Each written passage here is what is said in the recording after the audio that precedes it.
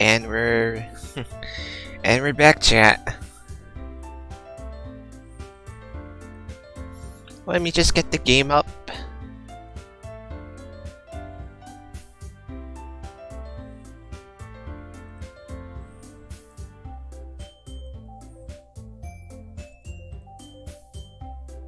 Oh. Can I even... Hang on.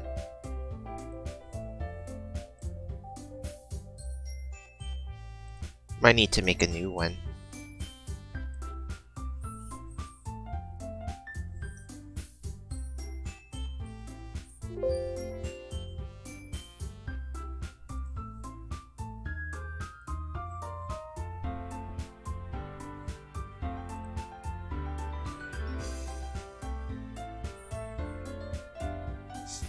I probably should have tested it out, see if I can get this running. Uh-oh.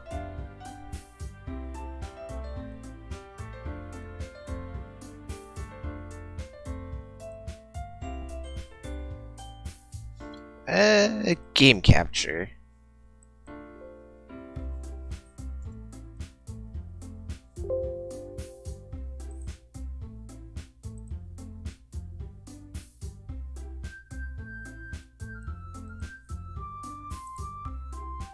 Hang on, chat. I just need to get this ready.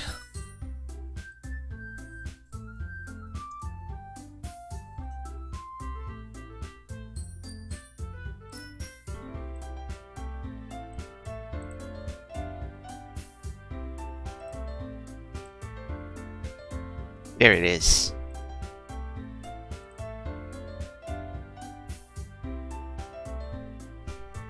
Come on. Is it gonna work? There it is.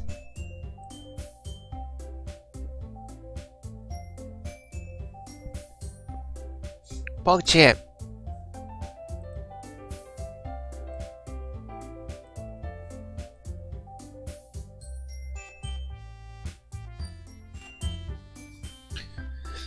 There it goes. Got it to work.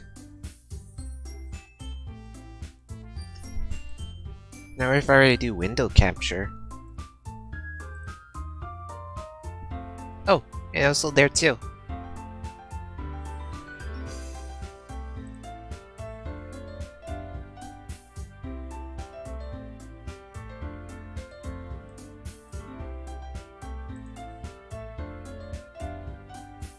There. You guys aren't stuck on the black screen now.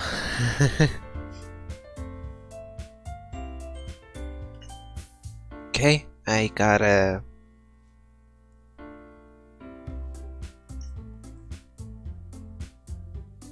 There we go. Everything seems like it's good.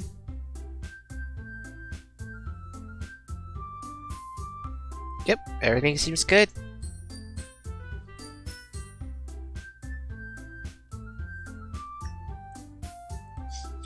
Let us get started.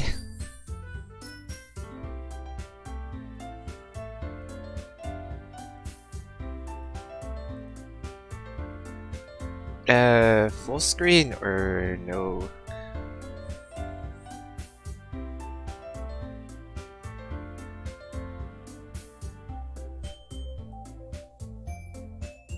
Oh, I think that might have fucked it up.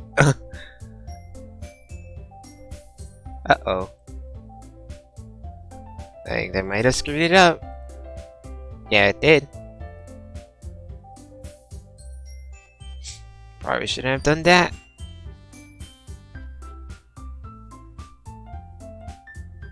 No, oh, it fixed itself. There we go.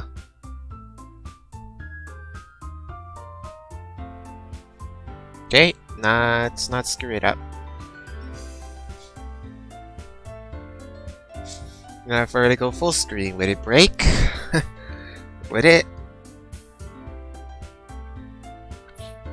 No, it's good. Oh, except it's a little too big.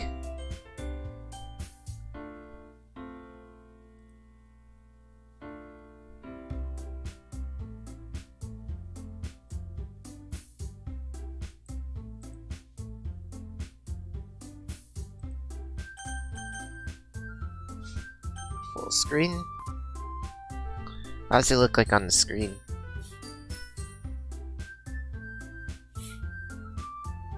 Yeah, it fits it too big, so we're gonna play on. It doesn't even matter.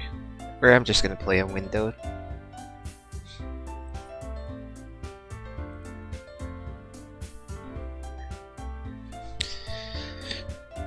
How loud? I just gotta see how loud it is.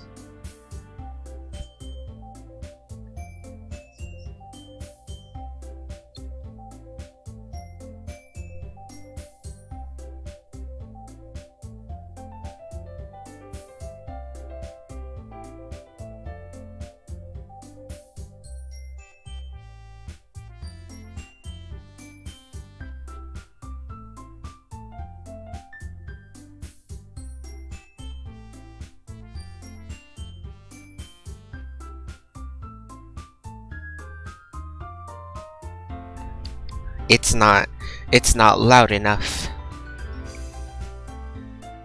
I'm gonna put it like right about there, and that's good.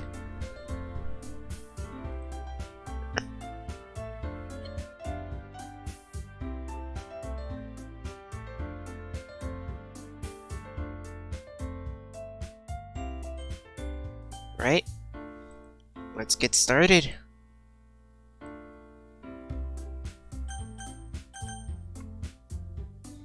New game.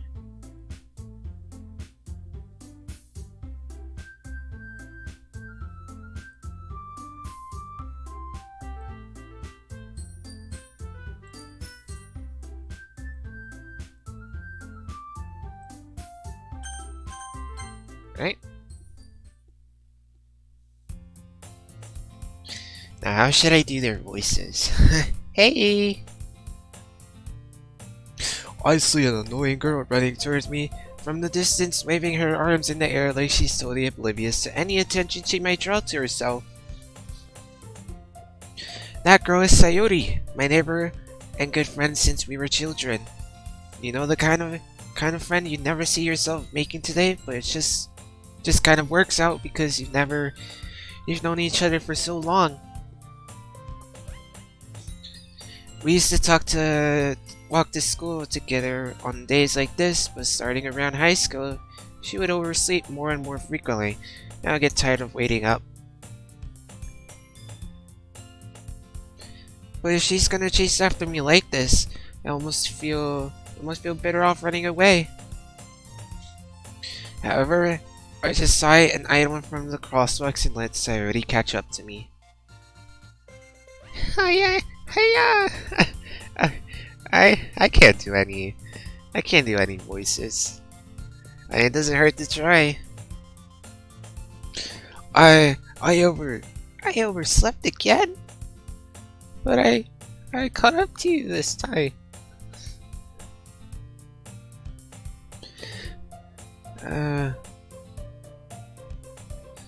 Maybe. Oh, that's me. Maybe. Well, only because I decided to stop and wait for you. You say like you're thinking about ignoring me. That's me, Big Boss Watch. Well, people stare at you for acting weird then. I don't want them to think we're couples or something. Fine. But you did wait for me after all. I guess you don't have it in you to be mean if you want to. Whatever you say, Sayori. We cross the street together and make our way to school. As we draw near, the streets become increasingly speckled with other students making their daily commute. By the way, have you decided on a club to join yet? A club? I've told you already. I'm really not interested in joining any clubs. I haven't been looking either. Eh? That's not true. You told me you could join the club this year. Did I? I'm sure it's possible that I did. In one way, one of our many conversations where I dismissively go along with whatever she's going on about. Society likes to worry a little too much about me, and I'm perfectly content just getting by on the average while spending my free time on games and anime. Hey there. Hey there, Cubson. Yes. Boss is playing Doki Doki Literature Club. Let's see how things go. I've heard a lot about this game, but actually never played it. So I don't know what to expect. I've only seen like a few minutes of gameplay from this.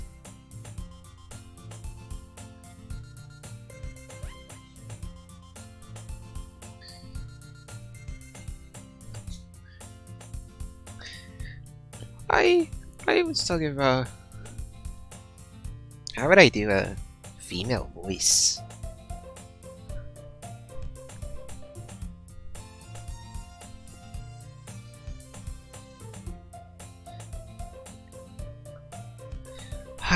I was talking about I'm worried that you will learn how to socialize or have any skills before college. Your happiness is really important to me, you know? I know you're happy now, but I thought of you becoming a NEET in a few years because you're not used to the real world. You trust me? Don't make me feel. I have a very deep voice. Don't make me keep worrying about you. Alright. I'll look at a few clubs if it makes you happy. No promise though. Well, yeah, at least promise you'll try a little. Yeah, I guess I'll promise you that. Yay. Why do I let myself get lectured by such a carefree girl? More than that, I'm surprised I even let myself relent to her. I guess seeing her worry so much about me makes me want to ease her mind at least a little bit. Yeah, she does exaggerate everything inside of her head.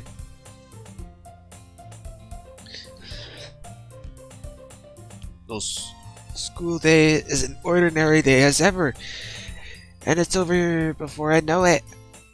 After I packed my things, I stared blankly at the wall looking for an ounce of motivation. Clubs? Sorry wants me to check out some clubs. I guess I have no choice but to start with the anime club. Hello? Sayori! Sir must have come into the class while I was spacing out. I was looking around, realized I'm the only one left in the classroom. I thought I'd catch you coming out of the classroom. Well, I saw you just sitting here and spacing out, so I came in. Honestly, you're even worse than me sometimes. I'm impressed. You need to wait up for me if it's gonna make you late to your own club. Well, I know you may need some encouragement, so I thought, you know. Know what? Well, that you could come to my club. Sayori?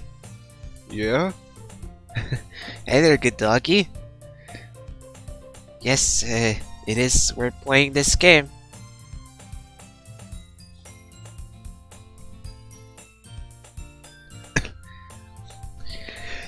There is no way I'm going to your club.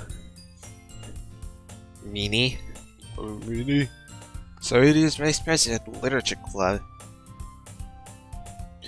Not that I was aware that she had any interest in literature. In fact, I'm 99% sure she only did it because she thought it would be fun to help start a new club.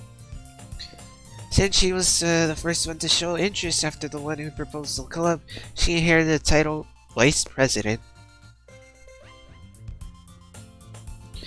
That said, my interest in literature is guaranteed to be even less. Yeah, I'm gonna go to the anime club.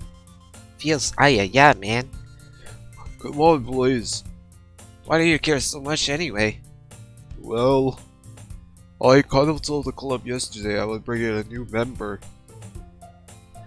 And Natsuki made cupcakes and everything. Don't make promises you can't keep. That is very, very true. You hear that, chat? Don't make promises you can never keep.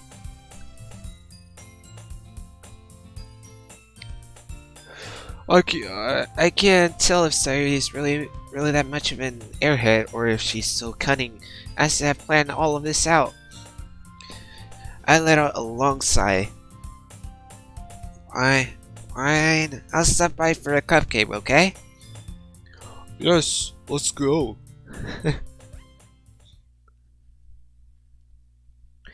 And thus, today marks the day I sold my soul for a cupcake. Feels good, man. I dejectedly follow Sayuri's across the school and upstairs, a section of the school I rarely visit, being generally used for third-year class and activities. Sayuri, full of energy, swings open the classroom door.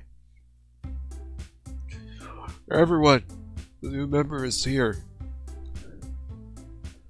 I told you, don't call me a new member. Glance around the room. Oh my. Girl number 1.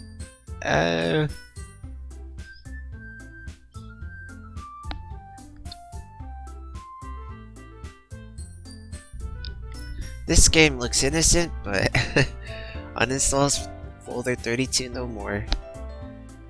Yeah, so I've heard about this game, only seen a few minutes of gameplay.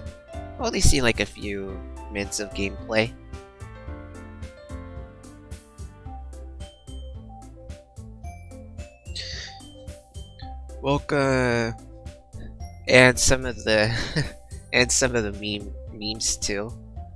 Like way back when this game first released. No, I don't know. I don't know what it is. No spoilers, please.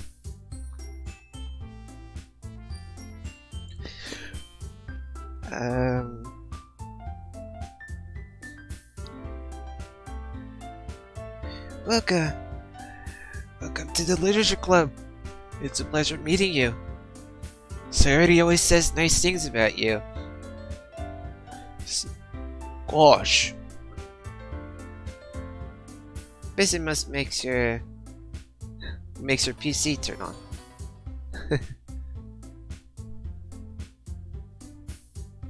Oh. Hello, Cartman Sanubis. Thanks so much for the raid. How did your stream go? And welcome everyone from Cartman's stream.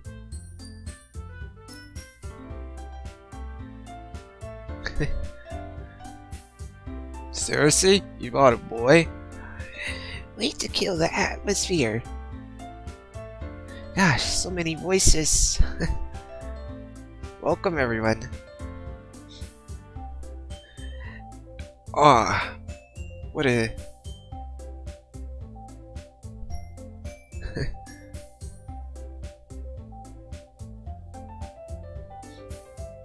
Big Boss's watch. What a nice surprise. Welcome to the club. All words escape me in this situation. This club is full of incredibly cute girls. FeelsAyayaMan.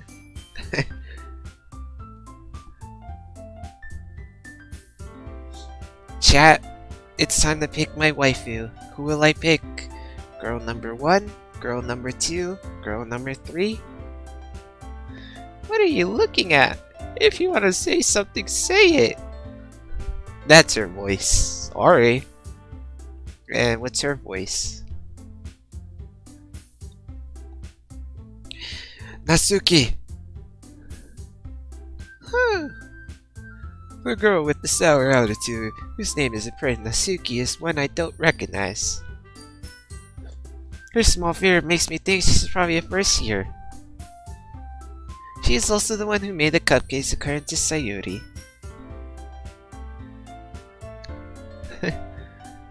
You can just ignore her when she gets moody. Sayuri says that quietly into my ear, then turns back towards the other girls. Anyway, this is Natsuki, always full of energy. Oh, Uh, and this is Yuri, the smartest in the club. Don't say things like that. Yuri, who appears comparably more mature and timid, seems to have a hard time keeping up with people like Sayori and Natsuki. Well, it's nice to meet you, both of you.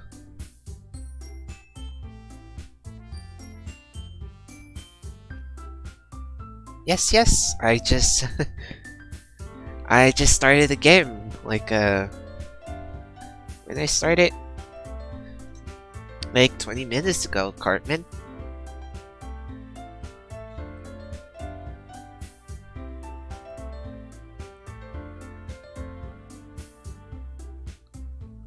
It sounds like you already know Monica, is that right? That's right. It's great to see you again. Monica smiles sweetly. We do know each other. Well, we rarely talk, but we're in the same class last year.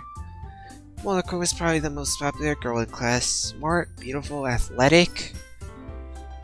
Basically completely out of my league. So having her smile at me is so genuinely feels a little... You too, Monica? Come sit down, big boss.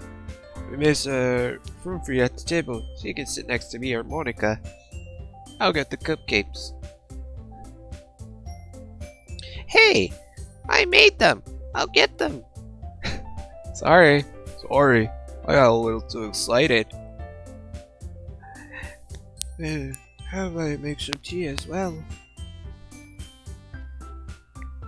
Girls have a few desks arranged to form a table.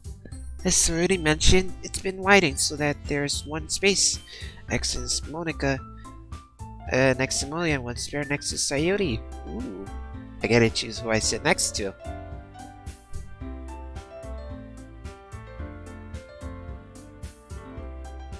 Still feeling awkward, I take a seat next to Sayori. Natsuki proudly marches back to the table, tray in hand. Well, okay, are you ready? Ta-da!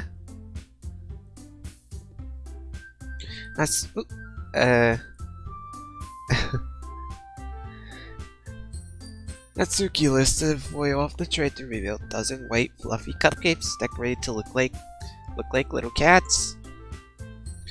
The whiskers are drawn with icing and little pieces of chocolate. We're used to make ears.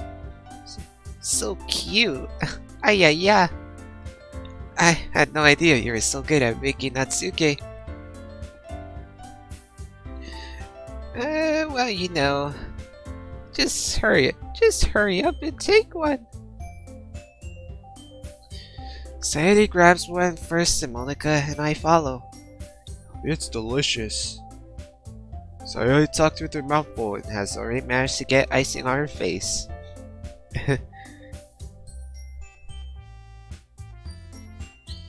I turn the cupcake around in my fingers, look for the best angle to take a bite. Natsuki is quiet. I can't help but notice her sneaking glances in my direction. Is she waiting for me to take a bite? I finally bite down. The icing is sweet and full of flavor. I wonder if she made it herself. This is really good. Thank you, Natsuki. Why are you thanking me? It's not like haven't I heard this summer before?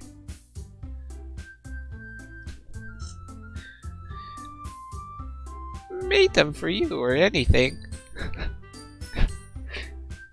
I thought you technically did say already did. Well, maybe.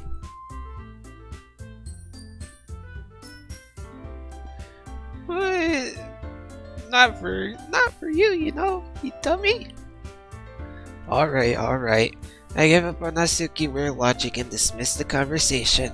Yuri returns to the table carrying a tea set.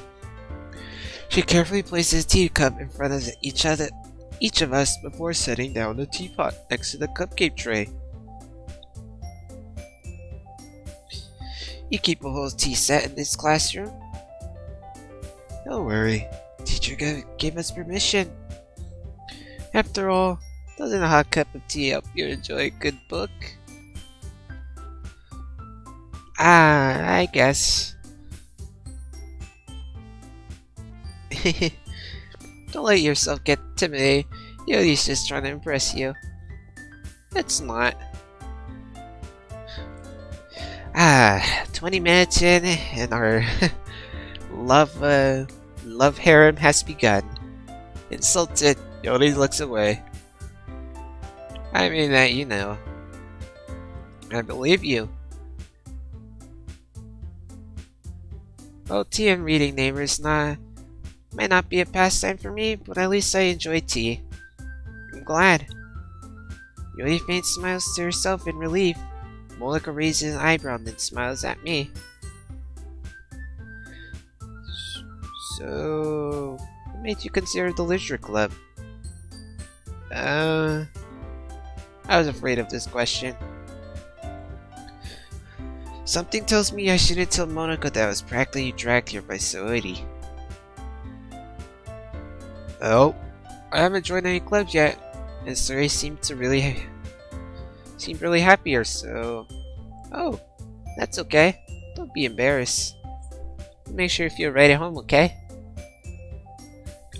As president of the Literature Club, It's my duty to make the club funding safe for everyone. Monica, I'm surprised. How come you decided to start your own club? You could probably be a board member for any of the major clubs. Weren't you a leader of the debate club last year?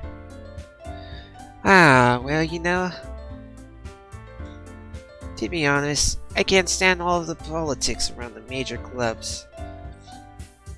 Feels like nothing but arguing about the budget and publicity and how to prepare for events.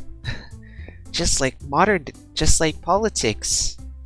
A bunch of baby ragers.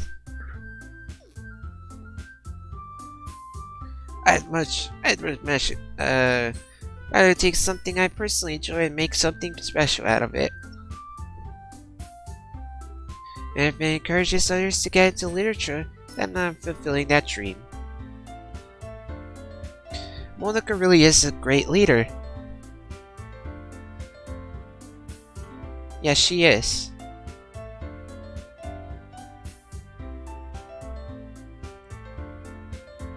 Everybody else and I is in agreement. And I'm surprised there aren't more people in the club yet. It's hard to set a new club. You could put it that way. Not many people are very interested in putting out all of the effort to start something brand new. And especially when it's something that doesn't grab your attention like literature club. You have to work hard to convince people that you're both fun and worthwhile. But it makes school events like the festival that much more important. I'm confident that we can all grow this club before we graduate. Right? Everyone? Yeah!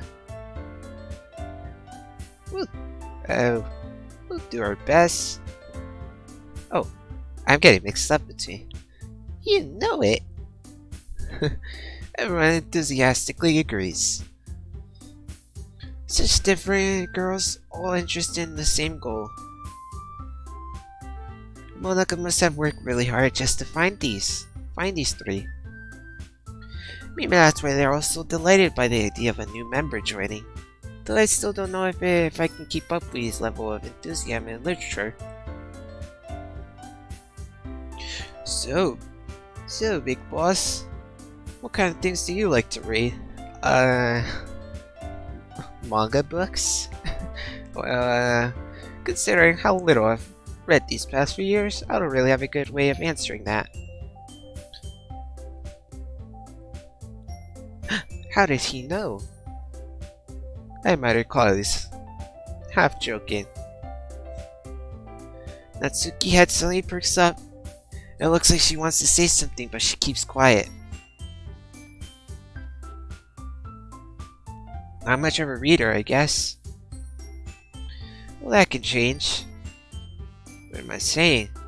I spoke without thinking after seeing Yuri's sad smile. And what about you, Yuri? This is where she reveals her darkest secret.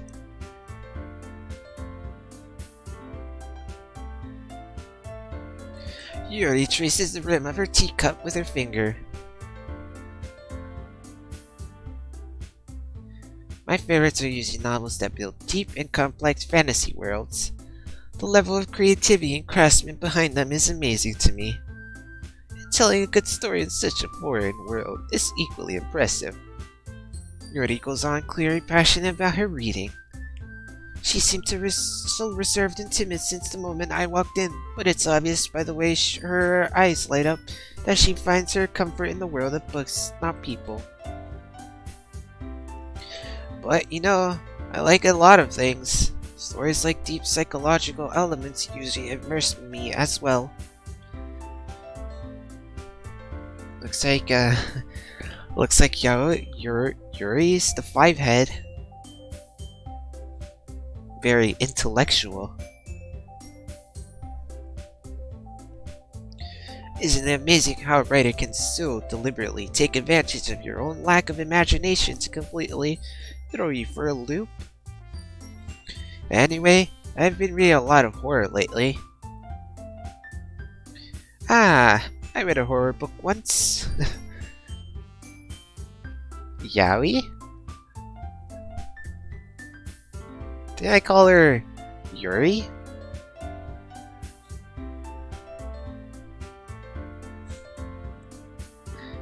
I read a horror book once.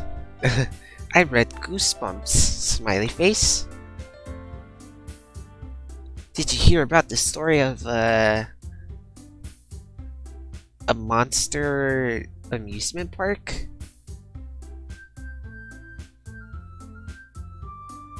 I desperately grasp something I can relate to at that minimum level. At this rate, you already might as well be having a conversation with the rock. Yeah, I don't remember. I don't remember any of the Goosebumps title? Goosebump books? Really? I would have expected that, Yuri. For someone as gentle as you. I guess you could say that. But if a story makes me think of or takes me to another world, then I really can't put it down. Surreal horror is often very successful at changing the way you look at the world, only for a brief moment. I hate horror. Why is that? Pussy. Never mind. Well, Natsuki eyes starts over to me for a split second. Never mind. That's right. You usually like to write about cute things, don't you? What? What gives you that idea? You left a piece of scrap paper behind last club meeting. It looked like you're working on a poem called. Don't say it out loud. And give that back. Fine. You're good at your poems. Everything you do is just as cute as you are.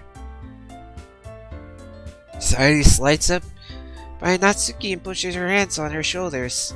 I'm not cute! Natsuki, you write your own poems? Well, I guess sometimes. Why do you care? I think that's impressive. Why don't you share them sometime?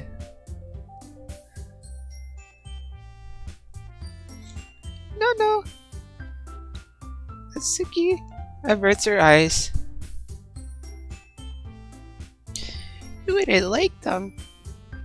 Not a very confident writer yet.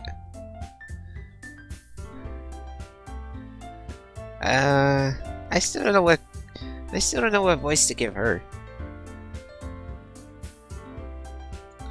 Uh,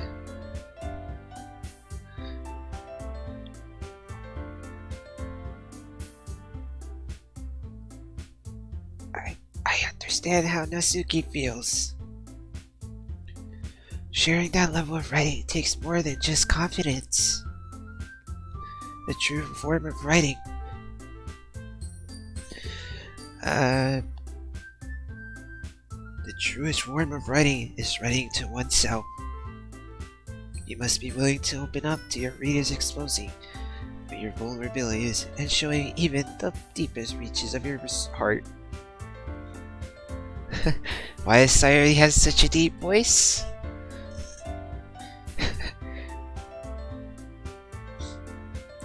I figured I'd just give it to her. I think it would be pretty funny if there's just a deep voice, giving a deep voice to a character. To a female character. Do you have writing experience too? Well, maybe if you share some of your work, you can set an example and help Natsuki feel comfortable enough to share hers. I guess it's the same for Yuri. Oh, I wanted to read everyone's poems.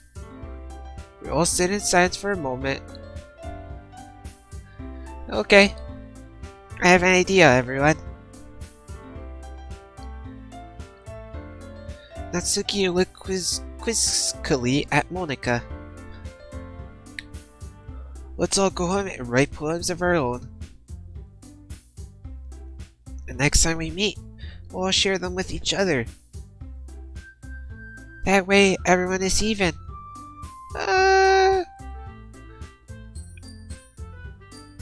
Yeah, let's do it.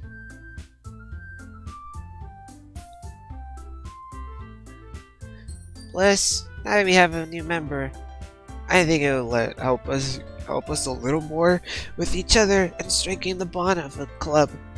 Isn't that right? Monika smiles warmly at once again. Hold on, there's still one problem. What's that? Now that we're back to the original topics of me joining a club, I bluntly come forth with what's been on my mind the entire time. I never said I would join this club. FeelsAyayaMan may have convinced me to stop by, but I never made any decisions. I still have other clubs to look at, and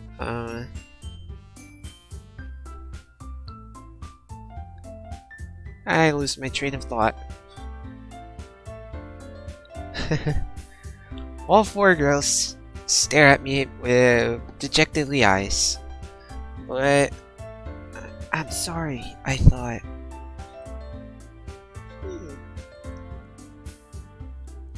Big Moss watch. You all on the fences against these girls. How am I supposed to make a clear-headed decision when it's like this? That's it. If I'm writing poems, it's the price I need to pay in order to spend every day with these beautiful girls. Okay, I've decided then. I'll join the literature club. One by one, the girls' eyes light up. Yeah, I'm so happy. Sayori wraps her arms around me, jumping up and down. Hey! You really did You really did scare me for a moment. If you really just came for the cupcakes, I'm gonna be super pissed. Yeah, let's just... Then that makes it all official. Welcome to the literature club. Okay. Thanks, I guess. Okay, everyone. I think with that, we can officially end today's meetings on a good note. Everyone, remember tonight's assignment. Write a poem to bring to the next meeting so we can all share. Monika looks over at me once more. I look forward to seeing how you impress yourself. Yeah, yeah. Can I really impress the class star Monica for my mediocre writing skills?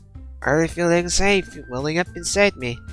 Meanwhile, the girls continue to chit-chat. Yuri and Natsuki clean up their food. Since we're already here, do you want to talk walk home together? That's right, Sayuri. I never walk home together anymore, because she's always stayed after school for clubs. Sure, might as well. Yay. With that, the two of us step into our club room and make our way home. The whole way, my mind wanders back and forth between the four girls. Sayuri, Natsuki, Yuri, and of course, Monica. For...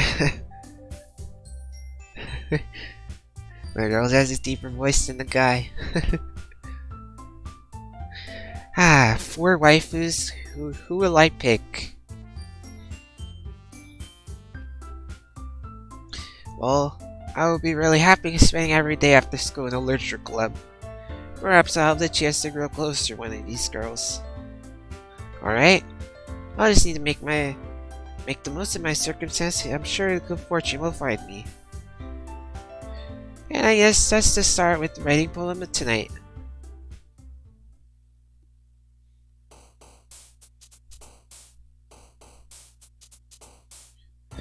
Now I gotta write a poem? Dance game?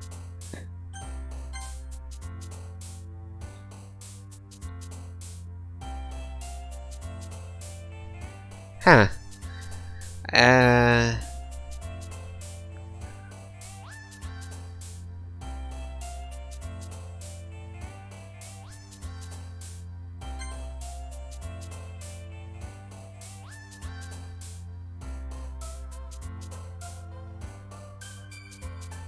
I guess...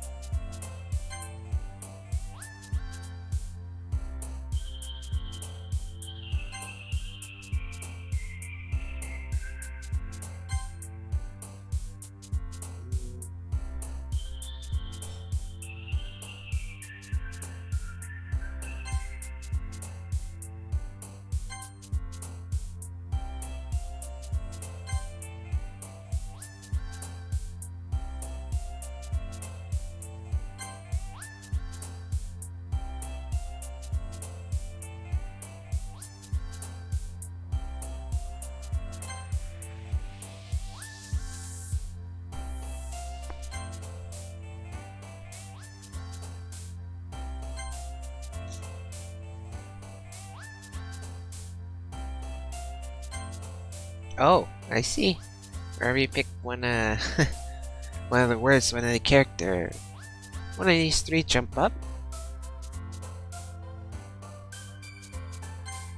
Yeah.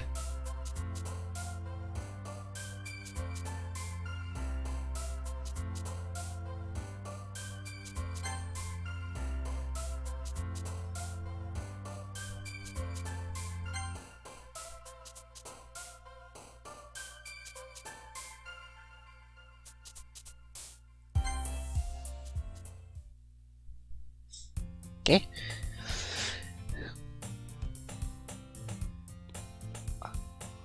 Hi again.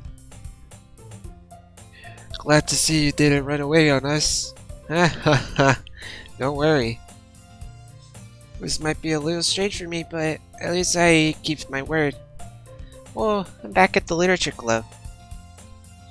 I was asked to come in, so everyone else is already hanging out. Thanks for keeping your promise. I hope this isn't too overwhelming of a commitment for you. Making you dive headfirst into literature when you're not accustomed to it. Come on! Like he deserves any stack! Sayuri! I told you! You didn't even want to join any clubs this year! And last year too! I don't know if you plan to just come in here and hang out or what. But if you don't take us seriously, then don't you see the end of it? Wow. You certainly have a bright future for someone who keeps her manga collection in a club room. Natsuki finds herself stuck between Saint Monica and manga. Manga is literature! Swiftly defeated, Natsuki plops back into her seat. Don't worry, guys. Always give it his best as long as he's having fun. He helps me with busy work without me even asking. Like cooking, cleaning my room. Ah, how dependable. Sayuri, that's because your room is so messy it's distracting. You almost set your house on fire once. Is that so?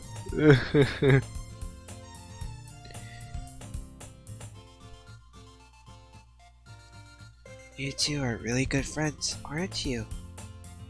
I might be a little jealous. How come you and Big Boss can become good friends too?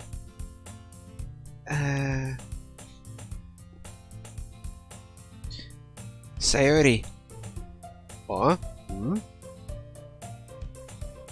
As usual, Sayuri seems oblivious to the weird situation she just put me into. Uh-oh. Yuri even bought you something today, you know? Wait, Sayuri. Me? Not really. Don't be shy. It's really nothing. What is it? Never mind. Sayuri made it like a big deal when it's really not. What do I do? I'm sorry, Yuri. I wasn't thinking. I mean, I guess that means it's up to me to rescue this situation. Hey, don't worry about it. First of all, I wasn't expecting anything in the first place.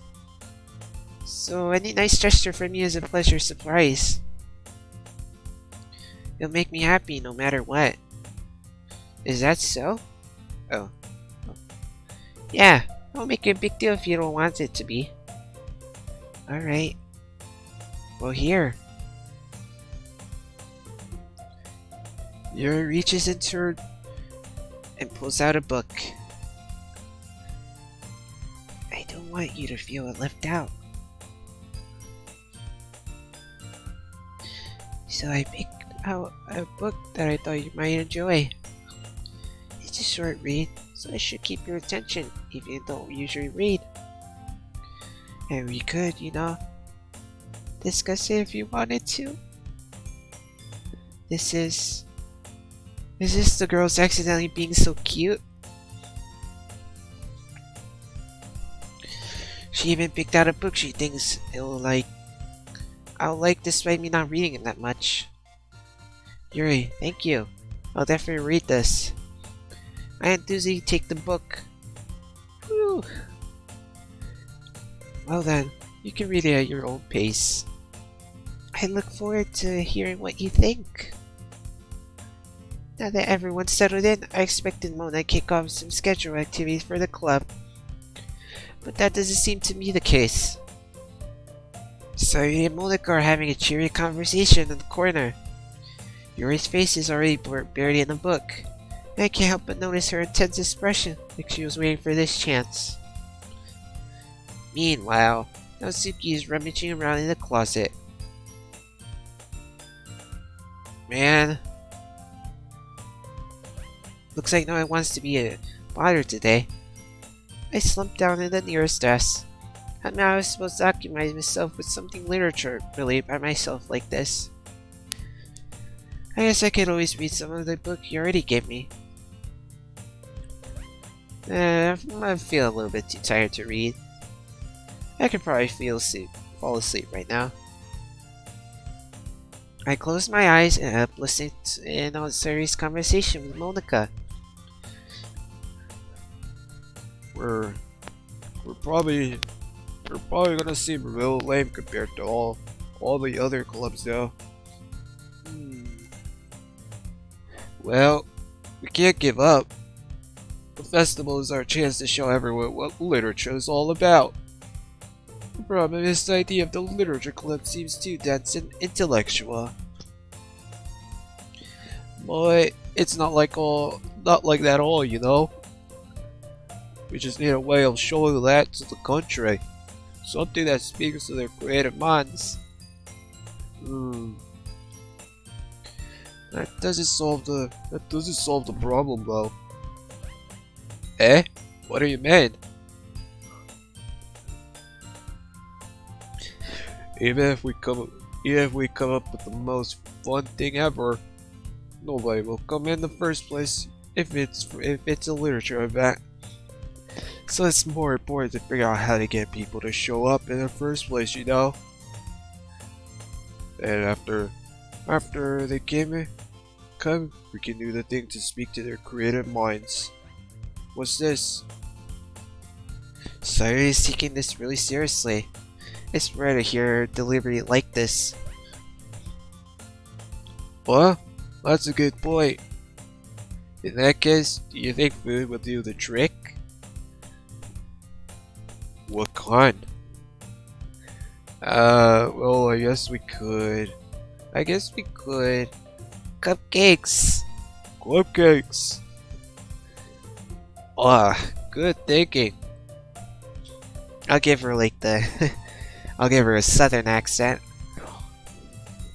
Oh, if I can.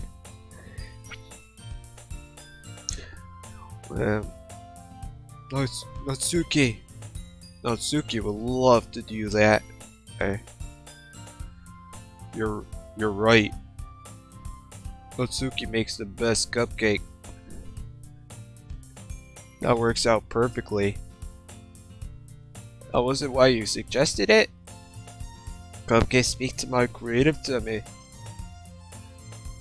Cupcakes it is, Dad. I'm hungry. Anyway, we still need to work out the details about the events. Trying to do two voices at once. I found myself smiling. In the end, Sari is still her usual self. But therein lies the unexpected reason I admire her. Unlike me, who has trouble finding any motivation at all, Sari can put her mind to things and make them come to life. I suppose that's why I end up letting her get on my case about things. I can't help but wonder what it would be like to see the world through her eyes. I open her mind and find Sari's filling my vision. I nearly fall out of my chair. Sorry. Wait. Actually, I'm not sorry at all. Oh yeah, chat. I just need to use the restroom, so I'll be back real quick.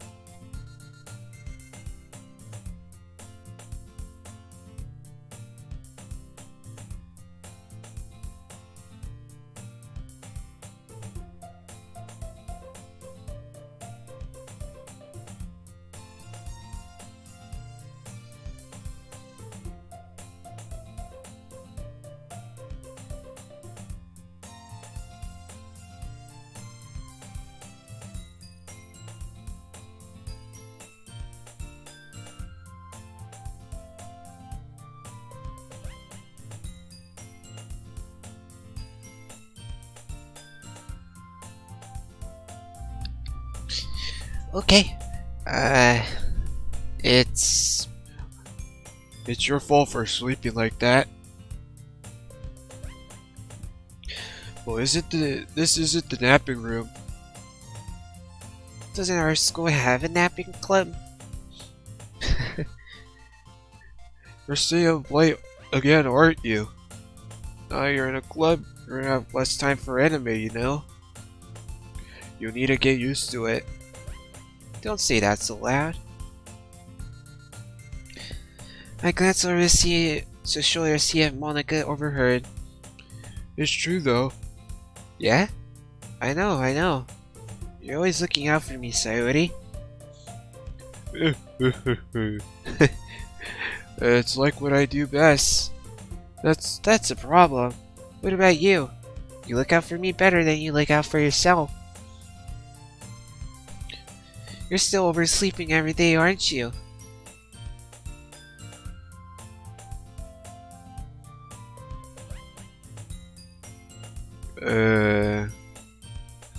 Not every day. That's not very convincing. How many days this past week have you gotten up on time? It's a secret. I knew it. Come on. At least you give me the benefit of the doubt. I can't even do that. Look, Sayori is written all over here. Huh? Sayori glanced around at herself. How is it written all over me? Yeah, you're clearly in a rush this morning. Look at your hair, it's sticking out all around here.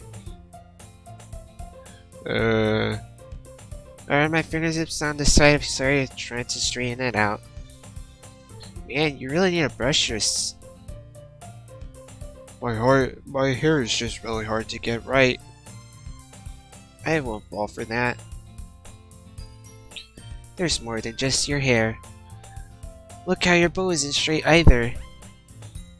And there's a toothpaste stain on your collar right here.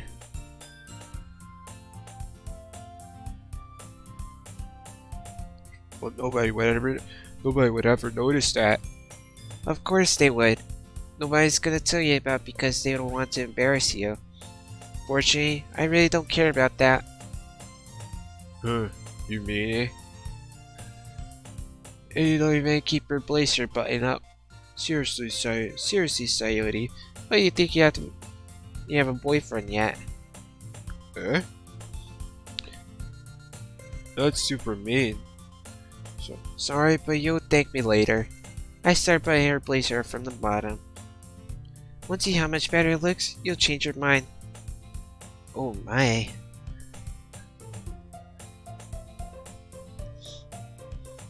Well, this is funny. What is? Well, that shouldn't be how weird it is to have a friend Who does these kinds of things? Eh? Don't say that. You make me feel really weird about it, stupid. It's okay though. I'm happy we're like this. Aren't you? I guess. Hey, be careful. This button might come off. Why is this one so hard to close?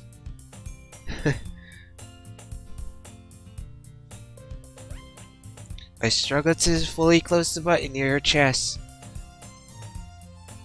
This thing even fit you properly? It did when I bought it. If you ever buy it, you would have noticed something soon that didn't fit you anymore. What are you smiling about? It means my boobs got bigger. Oh my. Not her.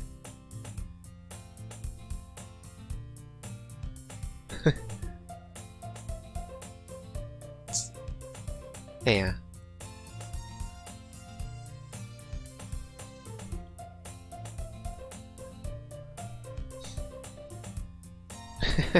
her Milky's got bigger. Don't say that out loud. Anyway, you look much better now, so. Ah, why does it feel so strange to see Sayori's blazers button up like that? But it's so stuffy. It's not worth it at all. Sayori hastily buttoned her blazer once more. Woo, that's so much better. Sayori puts her arms out and whirls around. So, if I keep it buttoned, then I will get a boyfriend, right? What kind of logic is that? And why are you saying that like it's a good thing? Because if I had a boyfriend, Then he would even let you do things like this. then you take care of me better than anyone else would anyway.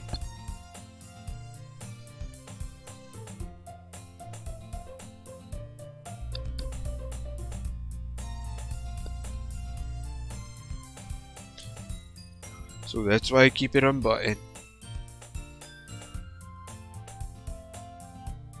I didn't say anything embarrassing. Jeez. Wait, just focus on trying to wake up a little earlier. Only if you focus on getting to bed earlier. Fine. It's a big deal. I guess we really are. I guess we really are better at taking care of each other than we are at taking care of ourselves. Well, I guess so. But maybe you should come wake me up in the morning. You're doing it again, Sayori. But I was joking that time. Man, it's impossible to tell with you sometimes.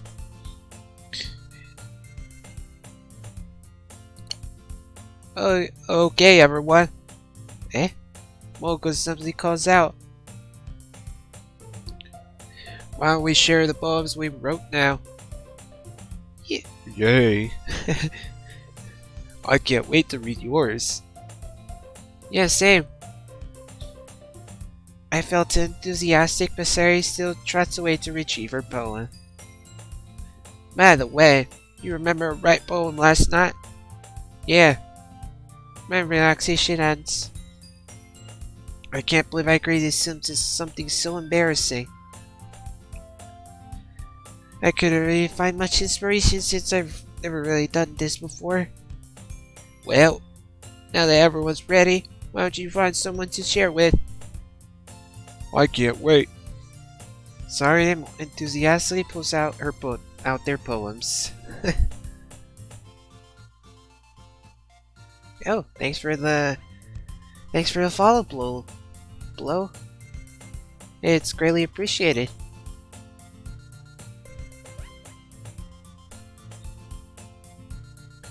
Sayori is on a wrinkled sheet of loose torn from a spiral notebook. On the other hand, Monika wrote hers in a composition notebook. I can already see Monika's pristine handwriting from where I sit. Natsuki and Yoriti reluctantly comply as well, reaching into their bags. I do the same myself. Ooh. Whose poem should I read first? Let's read Yuri's.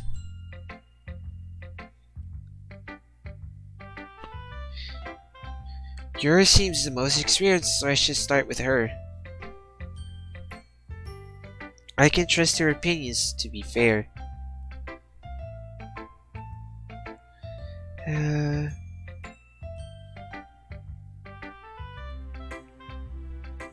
Yuri stares at the poem. Minute passes more than enough time for her to finish the reading. I'm sorry. I forgot to start speaking.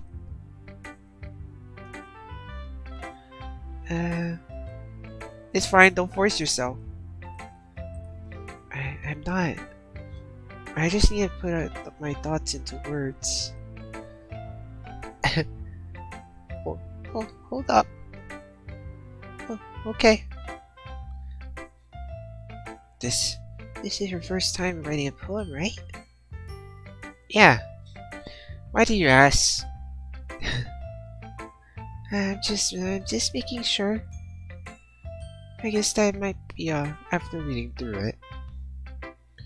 Ah, so it's that bad? No. Did I just raise my voice?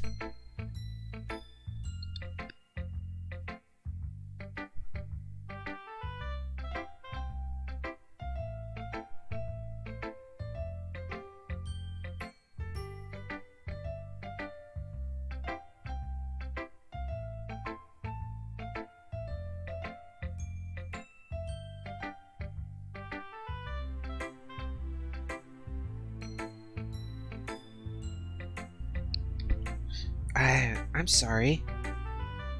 Yuri buries herself face in her hands. I couldn't help but notice that it's been several minutes and we really haven't gotten anywhere. It might take Yuri a while to get used to new people. It's fine. I really didn't notice. What were you saying? Right, it's just that there are specific writing habits that are usually typical of new writers.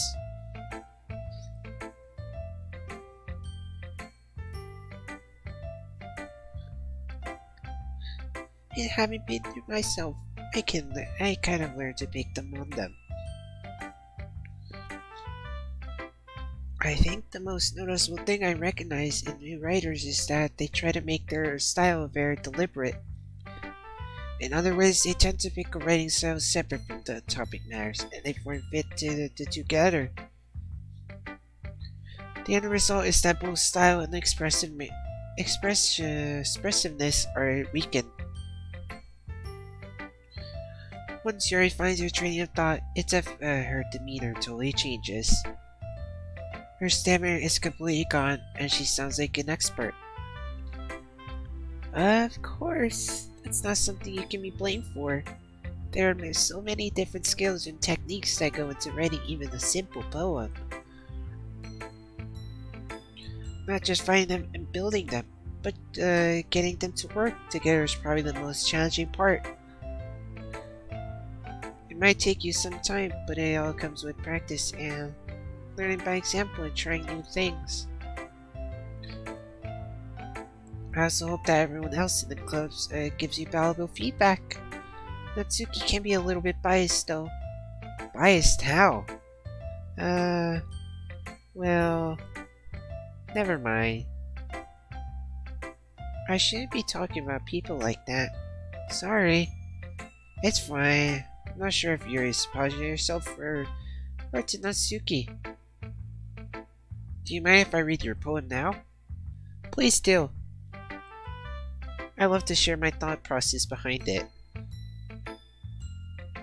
Yuri smiles dreaming as though that's a rare opportunity for her, which itself is kind of funny.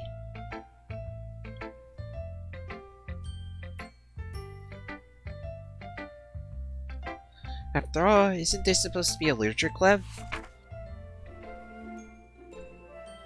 Huh. Ghosts under the light. The tendrils of my hair illuminate beneath the amber glow bathing.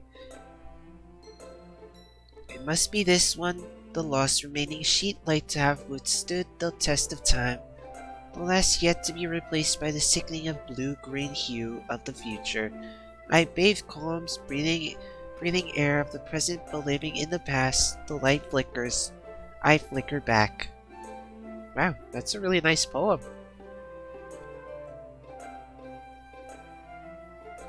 I'm just gonna use the restroom real quick.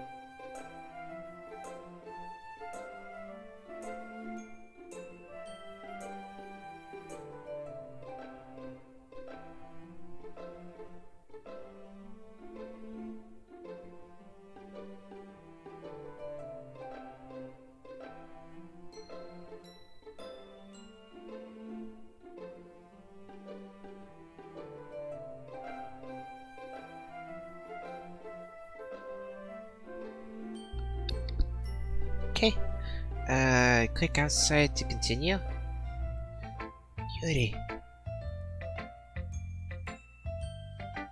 I'm sorry I have such terrible handwriting. That's really... What? Yeah, sometimes when the handwriting is too nice, it gets hard to read it. I don't know if that's just me. It's probably just me. What? I wasn't thinking that at all. But it took you a long time to read. Why I just don't read script very often. I actually think your handwriting is pretty. That's a relief. Also, I like the poem. Even though it's short, it's really descriptive. It wasn't too short. I usually write longer poems. Not at all. I'm really glad you liked it. I'll be honest. Since it's our first time sharing, I wanted to write something a little more mild. Something easy to digest, I suppose. Are you into ghosts, Yuri? Actually, the story isn't about a ghost at all. Really? I must have totally missed the point.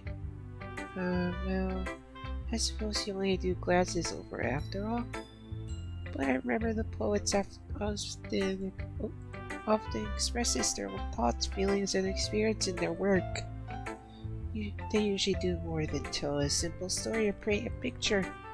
In that case, perhaps the subject of the story is only symbolically compared to a ghost, lingering in her last remaining place of comfort, untamable to let go of the past.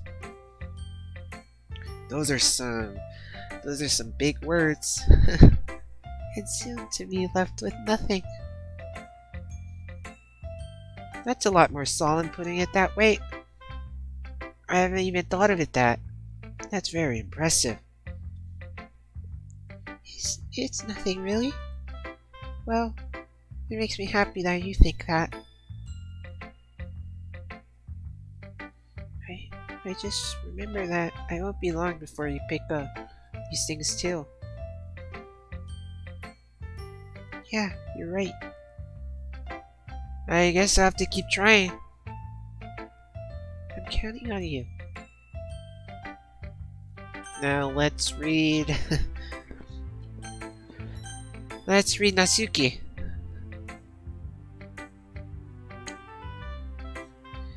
Yeah, what voice did I...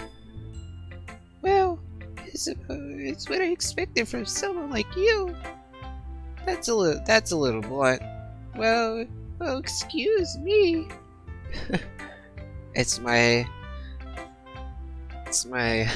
young woman voice. It's not like I said it was bad. It just didn't even evoke any emotions. So basically, it's not cute enough for your taste. Do you wanna get smacked? I'll pass. Sigh. Well, anyway, I guess I need to show you mine. Not that you'll like it.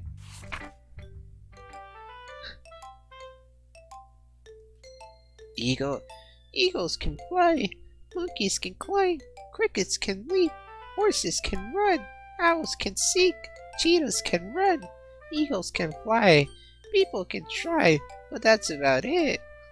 Wow. What kind of poem was that?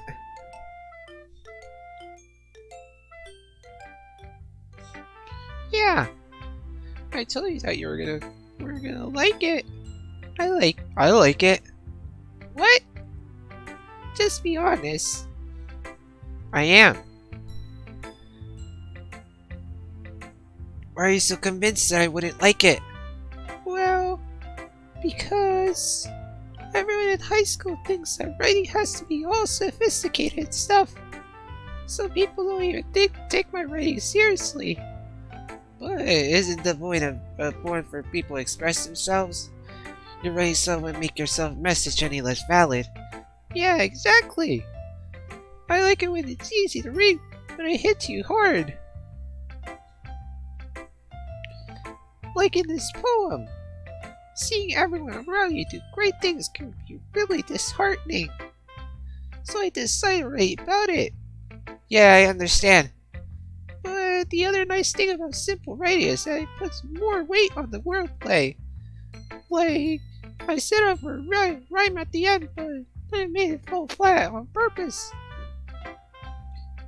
It helps bring out the feeling in the last style of the line. So did you?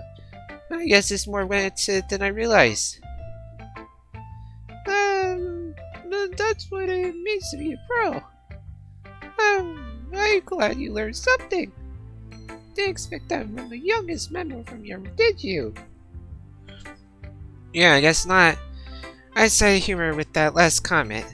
I don't really care how old everyone is, but if Natsuki is feeling proud, then I won't take that away from her. Now let's read Monica.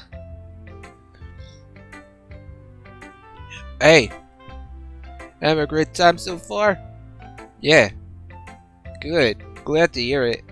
By the way, since you're new and everything, if you ever have any suggestions for the club, like new activities or things we can do better, I'm always listening. Don't be afraid to bring things up, okay? Alright, I'll keep that in mind. Of course, I'll be afraid to bring things up. I'm much better off just go with the flow until I'm more settled in. Anyway, want to share your poem with me? It's kind of embarrassing, but I guess I have to. Don't worry. We're all a little embarrassed today, you know? But it's like that sort of barrier that we'll all learn to get past too. How's my my gay Kona accent sound? Yeah, that's true. And Malika, my poem. I like this one. Reminds me of the good old countryside. Makes me think of something Sayori would like. Is that so? You and Sayori are really good friends, right? I would be surprised if you had those sorts of things in common. Well,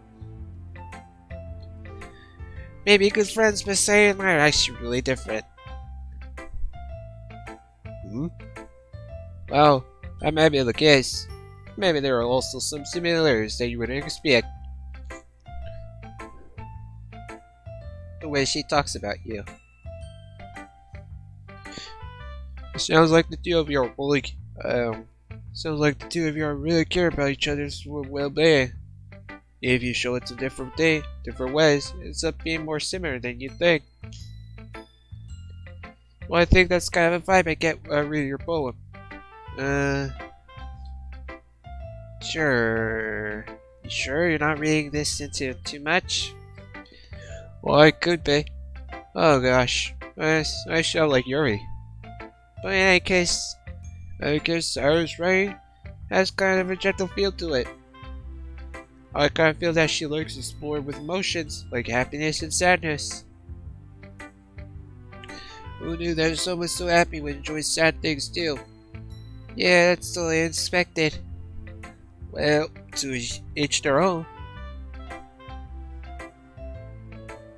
And you shouldn't be too afraid to experience it a little bit better. I'm sure I'll end up trying different things a lot.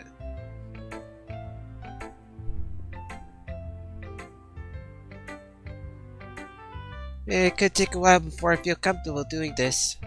That's okay. That's okay. I'd love to see you try new things. That's the best way to find the kind of style that suits you. Everyone else might be a little biased towards their own kinds of styles. I'll find you what makes you the most. So don't force yourself to write the way everyone wants you to write. It's not like you have to worry about impressing them or anything. Uh-huh. Uh-huh. Anyway, do you want to read my poem now? Don't worry, I'm not very good. Yeah, you sound pretty confident for someone who claims to not be very good. Well, that's because I have to sound confident. That doesn't seem too large. I always feel like that's somewhere, you know? I see. Well, let's read it then. Hole in the wall? Let's see. Oh, she wrote a pretty long poem.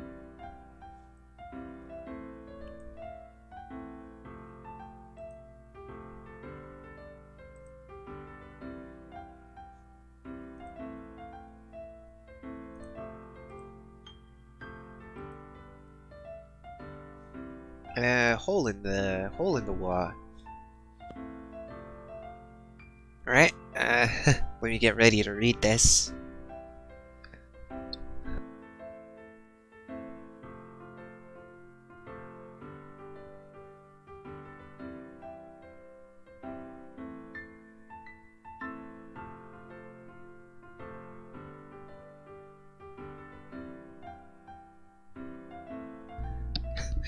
Oh man, trying to do multiple voices really does kill you.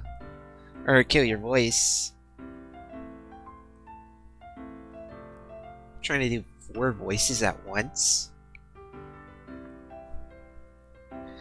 Hole in the wall. It couldn't happen way. See the distortions, okay. See the distortion with the speckle spark protrudes. A noise in ember? An angry boyfriend? I'll never know I wasn't home. I peer inside for a clue. Nope, I can't say. I'm real blind like Flim left out in the sun, but it's too late. My retinas? All scorched with permanent copy of beingless image. It's just a little hole. It wasn't too bright. It was too deep. Stretchy forever and everything. A hole in the infinite choices. I realize now, I wasn't looking in, I was looking out. And we on the other side was looking in.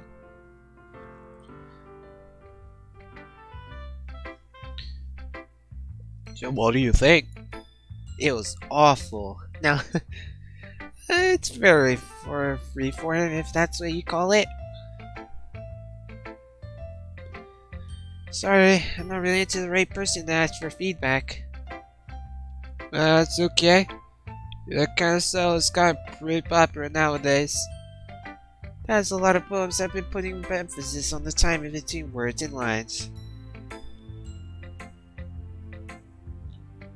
When performed out loud, it can be really powerful. What was the inspiration behind this one? Well, I'm not sure if it was how to put it. I guess you could say that I was some kind of epiphany recently. It's been influenced my poem a bit. Epiphany? Yeah, something like that. I'm kind of nervous to talk about deep stuff like that because it's kind of coming out strongly. Maybe after I was better with friends with each other. Anyway, here's my little writing tip of the day. Sometimes when you're writing a poem or a story, your brain gets too fixated on a specific point. If you try so hard to make it perfect, you never make any progress.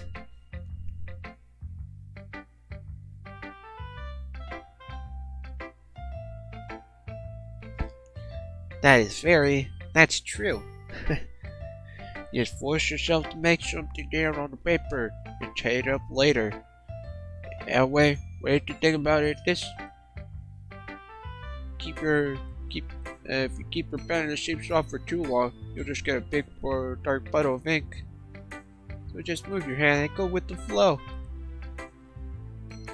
That's my advice for today. Thanks for listening.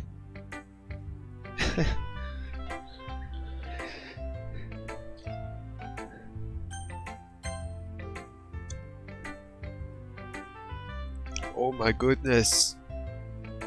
This is so good. Huh? I love it. I had no idea I was such a good writer. Sorry? You must be seriously overreacting. I'm not a good writer at all. Honestly, I have no idea what I'm doing. Well, maybe that's why. Because I have no idea what I like either. Ugh. Jeez. Your opinion has way more constructive than this. Are you sure you don't like this just because I wrote it? Well, I'm sure that's the part of it. I think I understand you better than a lot of people, you know? So when I read your poem, It's not just a poem. It's a me poem. it makes it feel pretty special, feel extra special. I can feel your feelings in it. Sorry, he hooks the sheet against your neck. You're so weird. I'm just really happy that you wrote one. It just reminds me of how you're really part of the club now. Not to mention the fact that I'm standing in front of you in the club room. Well, of course. Not really to you yet, but doesn't mean like I would break my promise. See? It's like I said before. Deep down, you're not as selfish at all, you know? Try new things like this for other people. That's something that only really good people do. Thanks. I'm not sure Sayay sees the full picture of my motive here. Then again, I can't deny that she's part of the reason I joined. Knowing how much this means to her at all. Yeah. Make sure you have lots of fun here, okay? That'll be my way of thanking you. Alright, I'm gonna hold you to that then. Yay. Now that you'll read my poem too, right? Oh yeah, I wonder how our poem is. Don't worry, I'm really bad at this.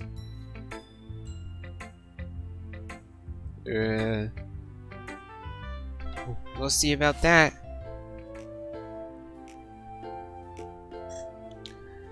So, dear sunshine?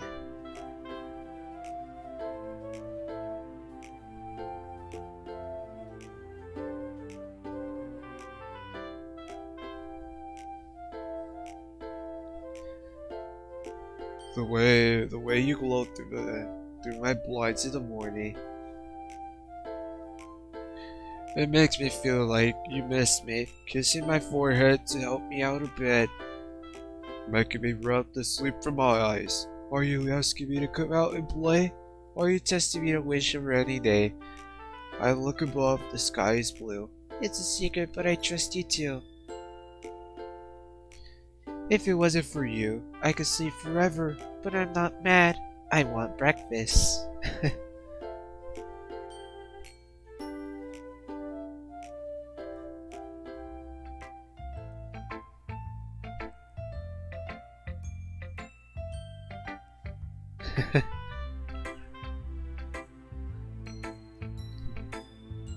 That's a copper.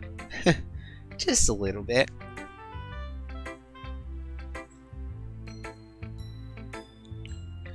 I forgot to do it last night.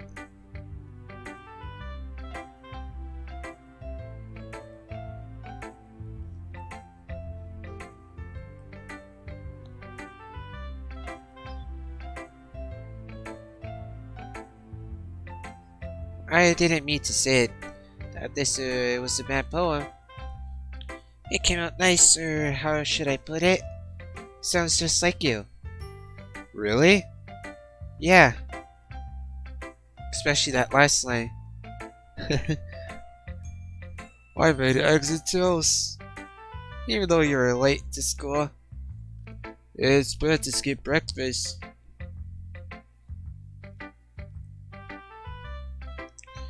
I get all cranky.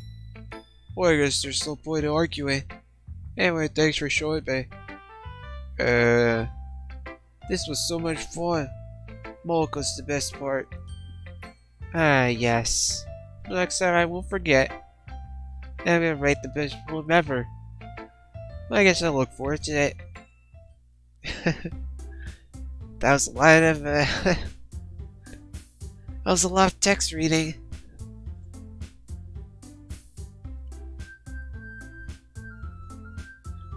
I guess that's everyone. I glanced around the room. That was a little more stressful than I anticipated. It's as if everyone is judging me for my mediocre writing abilities. Even if they're just being nice, there's a way my poems can't stand up to theirs. This is a literature club after all. That's what I'm getting myself into. Across the room, Sayori and Malik are happily chatting. My eyes land on Yuri and Natsuki. They're gingerly exchanging sheets of paper sharing their respective poems. As they read each other, I watch each other, their expression change. Natsuki eyebrows furrow in frustration. Yuri smiles sadly.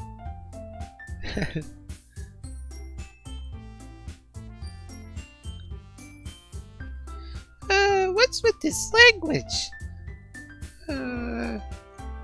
Did you say something? It's nothing. Natsuki dismissively returns the poem to the desk with one hand. I guess you could say it's fancy.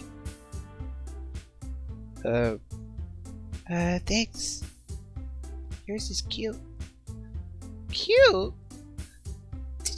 Did you completely miss the symbolism or something? It's clear about the feelings of giving up.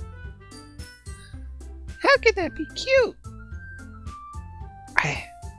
I know that. I just meant the language, I guess. I was trying to say something nice. Eh?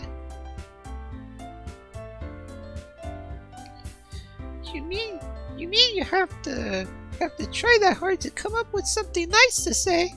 Thanks. Well, it really didn't come out nice at all.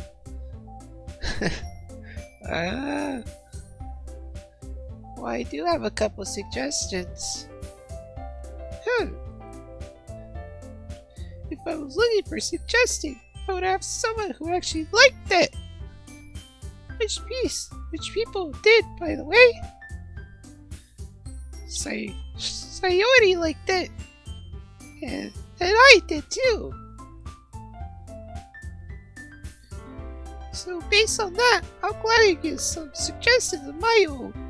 First of all, excuse me.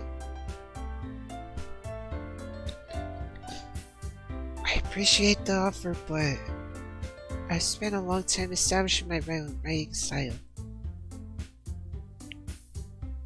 I didn't expect it to change anytime soon, unless of course I come across something in particular inspiring, which I haven't yet.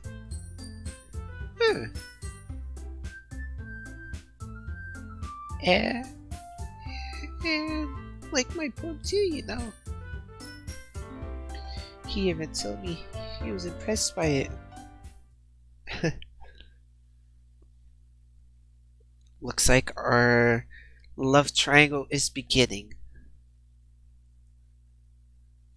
Oh?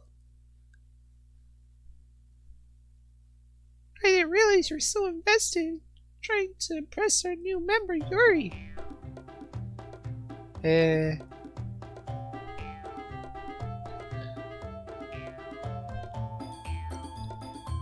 That's not what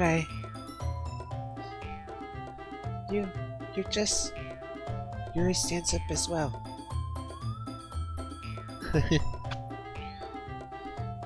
Maybe you're just jealous that I appreciate my advice more than he appreciates yours.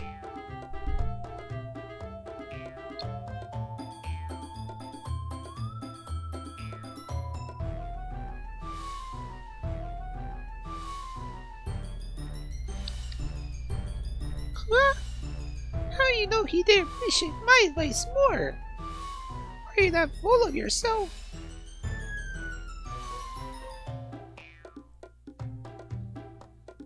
No?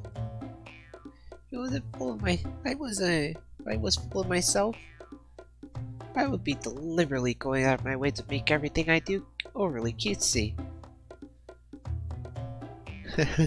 Uh, is everyone okay? Well, you know what? I wasn't the one whose boobs magically grew a size bigger as soon as Big Boss watched started, or I'll just call myself Boss. As Boss started showing up,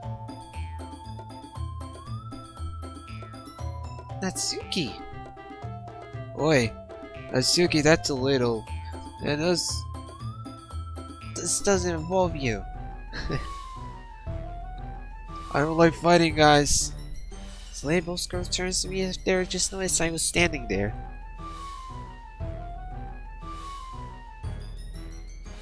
I have to choose which one.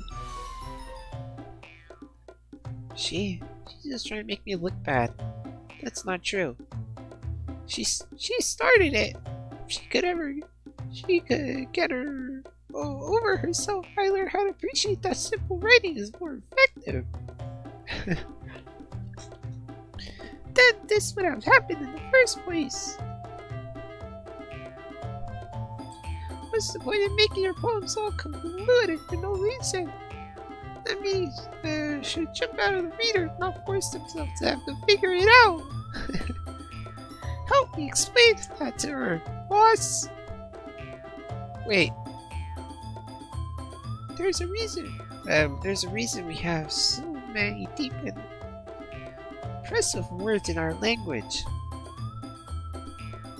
This is the only way to overly convey complex feelings and me the most effectively. Putting them is not only unnecessarily limiting yourself, it's also a waste. You understand that, boss?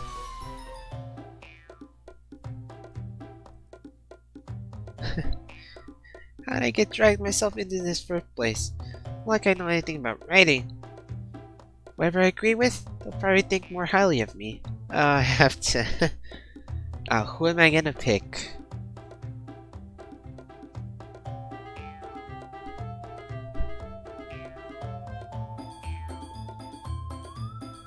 I'm gonna go with...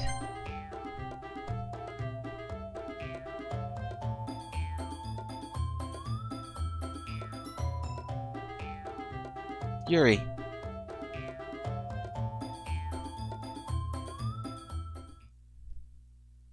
Sayuri? Eh? Yeah? Everyone's fighting is making Sayuri uncomfortable. How can the two of you keep fighting when you know you're making your friend like that feel like this? Well, that's her problem. This isn't about her. I agree. I agree, smiley face.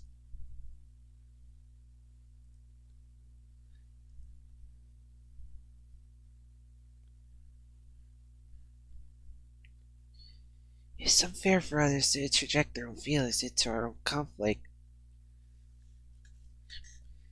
Yeah, unless Sayuri wants to tell that Yuri what a stuck-up jerk she is being. She would never. It's your maturity that's made her upset in the first place. Excuse me? Are you listening to yourself? Exactly why no one likes you.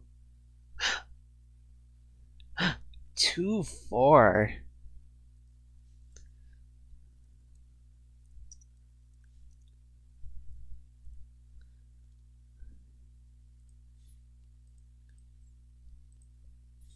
stop! Natsuki, Yuri. You guys are my friends. I just want everyone to get along and be happy. My friends are wonderful people. I love them because of their differences. Natsuki's poems? They're amazing because they give you so many feelings with just a few words. And Yuri's poems are amazing because they paint beautiful pictures in your head. Everyone's so talented. So why are we fighting? Because... Well... Also... Natsuki's cute and there's nothing wrong with that.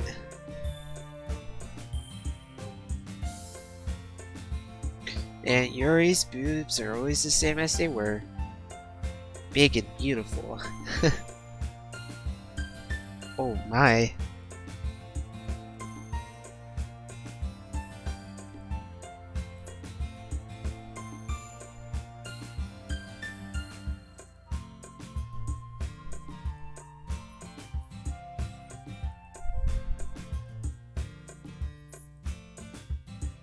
Sayuri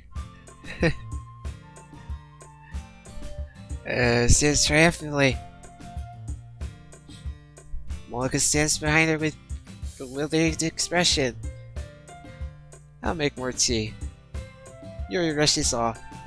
Natsuki sits on with a blank expression on her face, staring at nothing. So, this is why Sayuri's vice president. I whispered to Monika. She nods in return. To be honest, I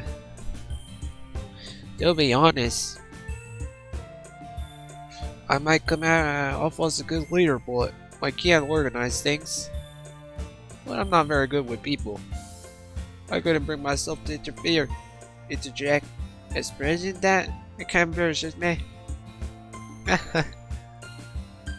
It's not like I can blame you. I wasn't able to say anything either. Well, I guess that just means Sayori is amazing in her own ways, isn't she? You could say that. She might be an error, but sometimes it's really suspicious that she knows exactly what she's doing. Well, I see. Take good care of her, okay? I hate to see her get herself hurt. That makes two of us. You can count on me.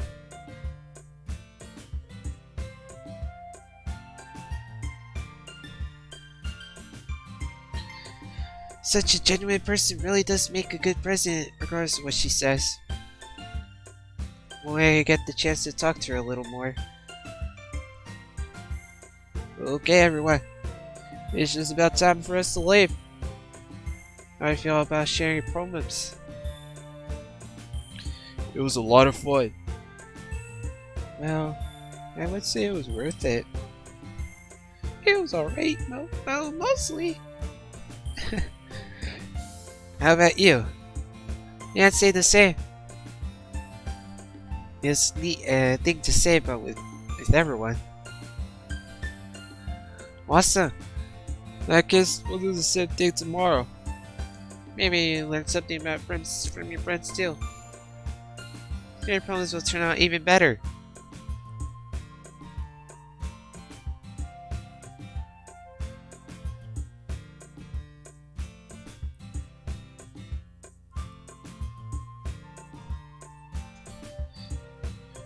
Ready to walk home? Sure, let's go.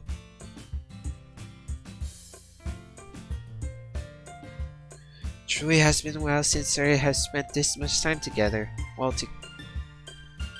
I can't really say I'm not enjoying it either. That what happened earlier. What do you mean? You know, between Yuri and Natsuki. Does that kind of thing happen often? Oh no. It's really the first time I've seen them fight like that. I promise they're both wonderful people.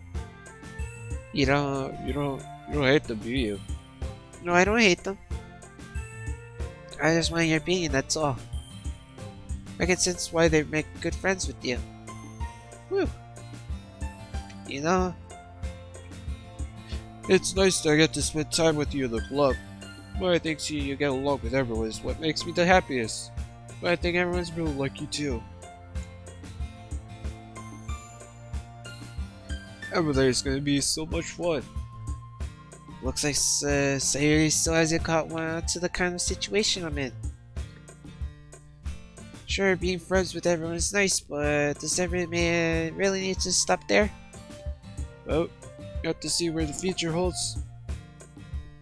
I passed Sayuri on the shoulder. I say that more to myself than to her. Do you use Sayuri's internal monologue sometimes? Okay. Yeah, let's do this.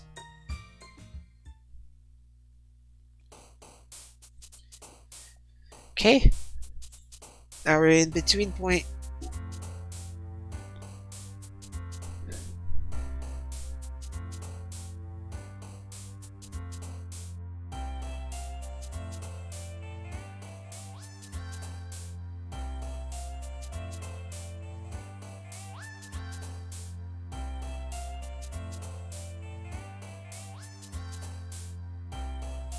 So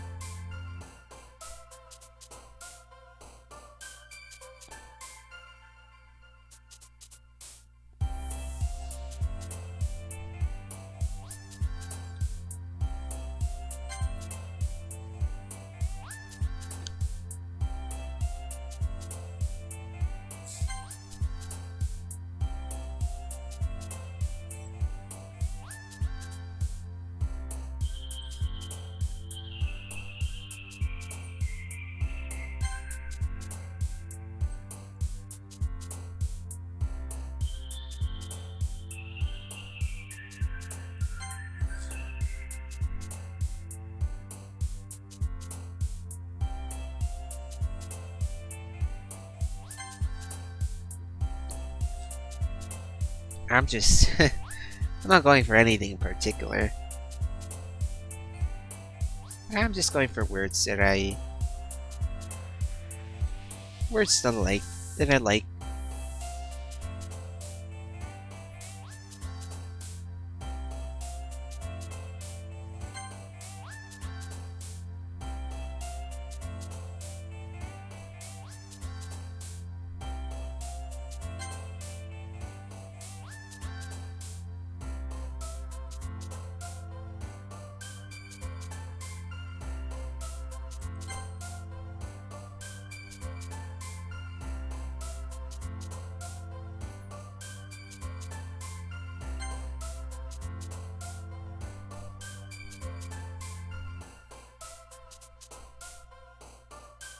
Uncontrollable cage.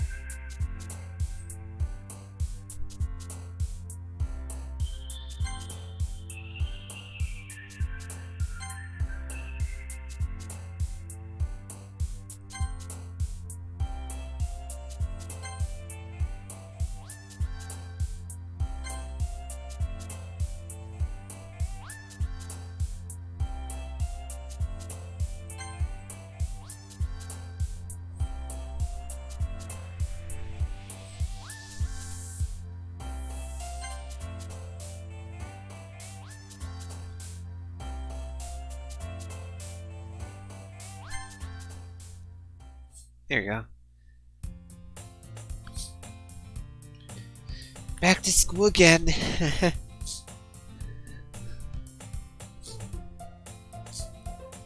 did this game come out?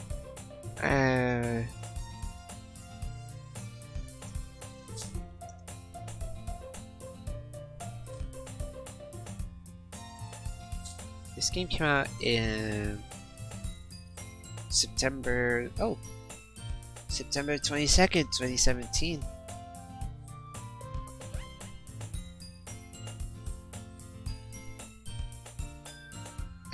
It has a perfect score on Steam.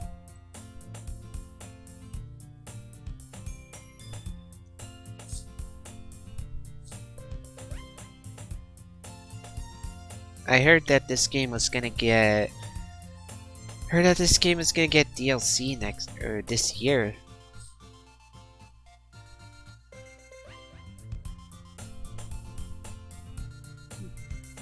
Probably shouldn't read too much into it because I might get spoiled.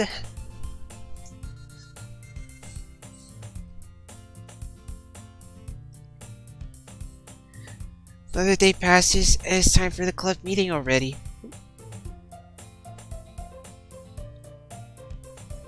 I've gotten a little more comfortable here over the past couple days.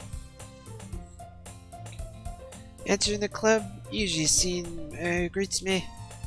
Oi! Yo. Yo. Looks like you're in a good mood today. I'm just still not used to you being in the club, that's all. I see.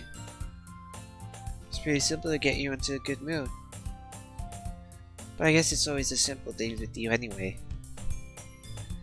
Speaking of which, I'm kind of hungry. Will you come with me to buy a snack? No thanks. That's not like you at all. I have my reasons. Why don't we have take a look at your purse? Why that all of a sudden? No reason at all. I just wanted to look at it.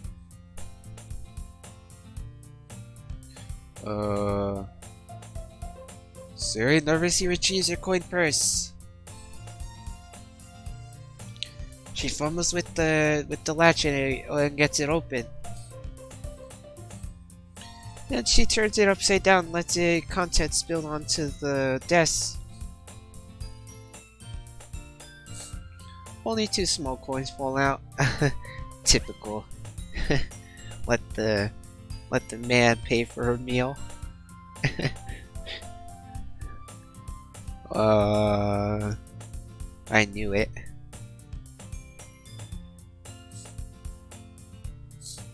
Don't read too much into it.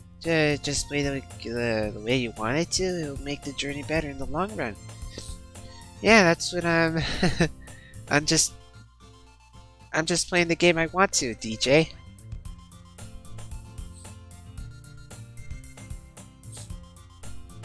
And let's just see how the game goes.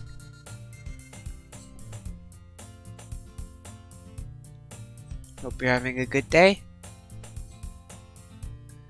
I can see it right through you, Sayori. That's not fair.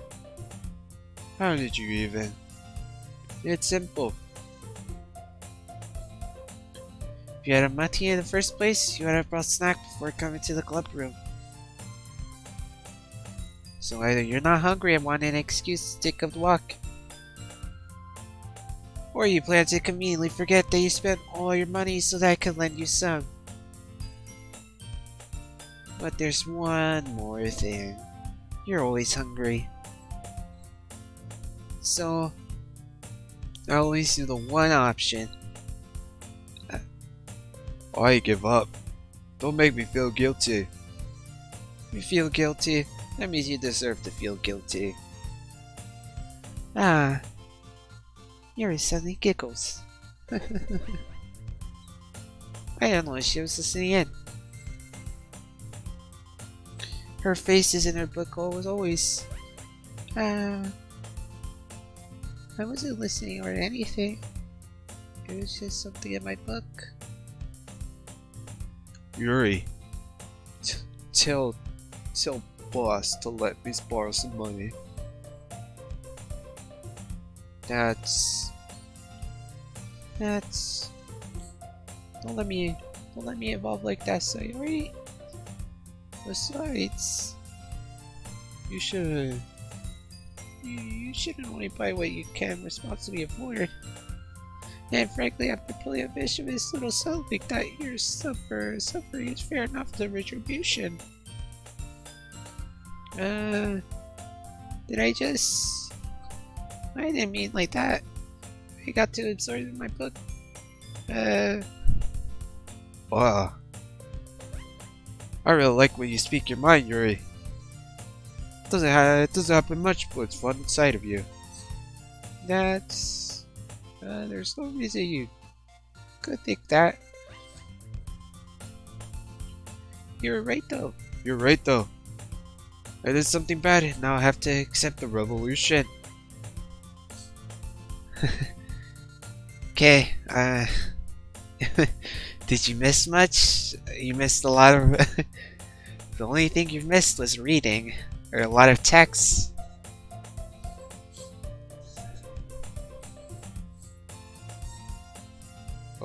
That? Still coming from you, Sayori.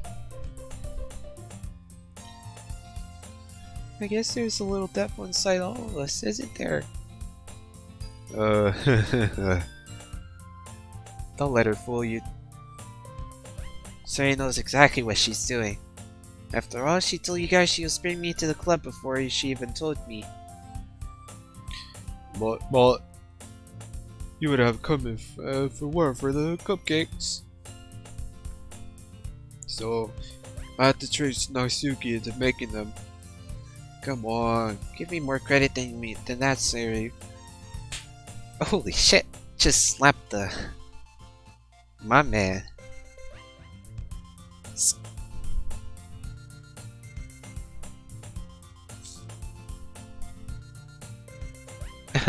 Oh, I thought, yeah. I thought I slapped her. I don't know. I don't know where something smacks Sayori in the face and tumbles onto the desk. What was... a cookie? Sure enough, it's a giant cookie wrapped in plastic. Sayori glances around. Is this a miracle? Is it because I paid my restitution? Retribution. Actually, that one almost worked. I was just giving it to you. But then I heard you blab about the cupcakes. It was totally worth seeing your reaction though. Natsuki, that's nice, so nice of you. I'm so happy. Sayori hugs the cookie.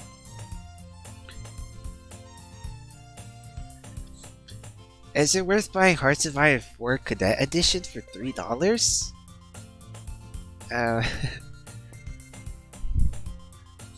I've never played I've never played the Cadet Edition for Hoi 4, so I don't know. I don't know if it's worth $3.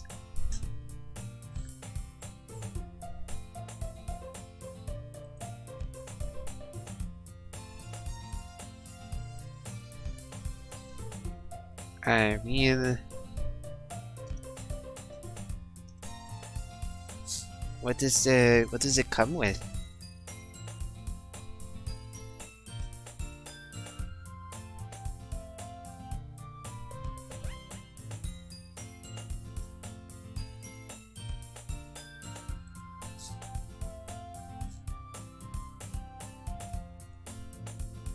Just eat it. Sayori rapidly tears open the wrapper and takes a big bite. So good. Sayori slowly laps her hand and over her mouth. Ow! I bit my tongue. You're going through a lot just for one cookie. Natsuki takes a bite of her own cookie. Oh, yours looks really good too, Natsuki.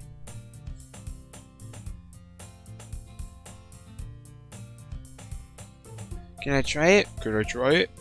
Jeez. Beggars can't be choosers. But yours is chocolate. Yeah? What is it? Why? Yeah. Why do you think I gave you that one? Fine. Still, I'm really happy that you shared this one with me.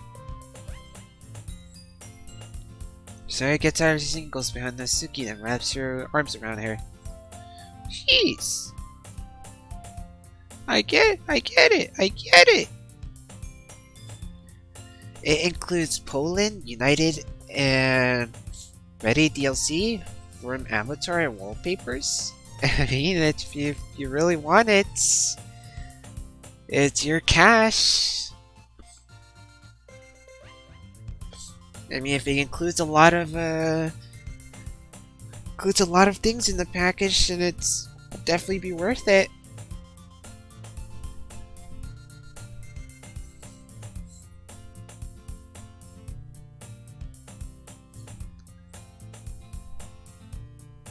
Cookies still in hand, Natsuki reaches up to nudge Sari off of her. Oh? Suddenly, Sari suddenly leans down and takes a bite of Natsuki's cookie. Hey! Did you seriously just do that? Oh. Malfoy, Sari trots away to safety. Yuri and I laugh as well. Jeez! You're such a kid sometimes! Monica, can you tell Sayori? Natsuki glances around. Mocha's in the club room. Ugh! Where is Monica anyway? Good question.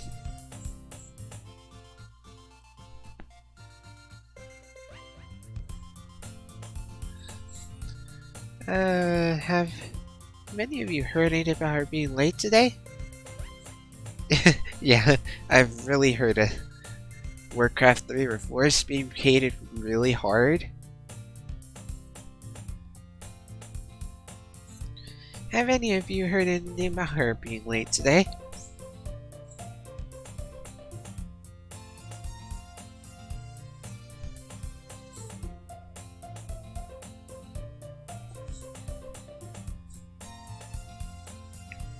Not me. Yeah, I haven't. I was watching some gameplay of the Warcraft 3 Reforged, and game doesn't look too bad.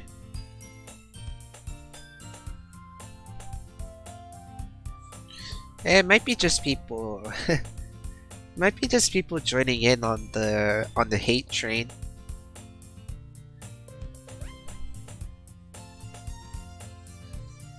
That's a bit usual. Oh, that's a bit usual. I hope she's okay. Of course she's okay. She's probably just had something to do today. She's pretty popular after all.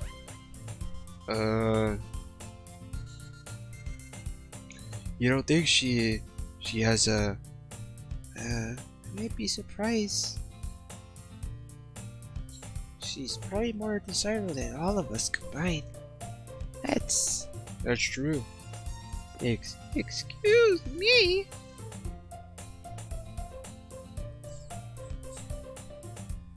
Sorry. I'm super busy. There you are. There you are.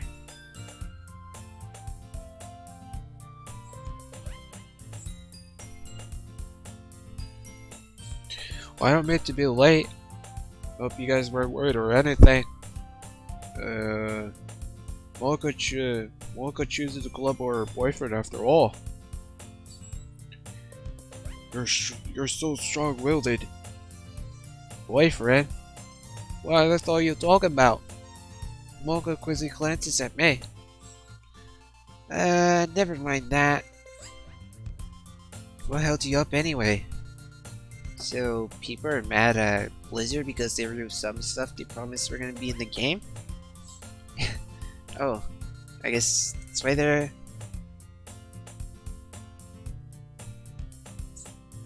I never played. I had never played Warcraft 3 before, so I don't know what exactly they removed from the game. Well, my last period today was study hall. To be honest, I kind of just lost track of time. That makes sense though. You would have heard the bell at least. Oh yeah, I must have not heard it since I was practicing piano. Piano? I wasn't aware you played music at all, Monica.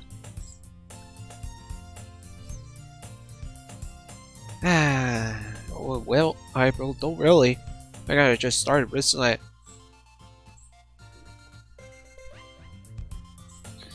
I've always wanted to learn piano. That's so cool. You should play something for us, Monica. That's... Monica looks at me. Maybe once I get a little bit better, I will. Yeah, Yay. that sounds cool. I'd also look forward to it. Is that so? In that case, I won't let you down. Monica smiles sweetly. Yeah, I'm pretty sure I didn't like that.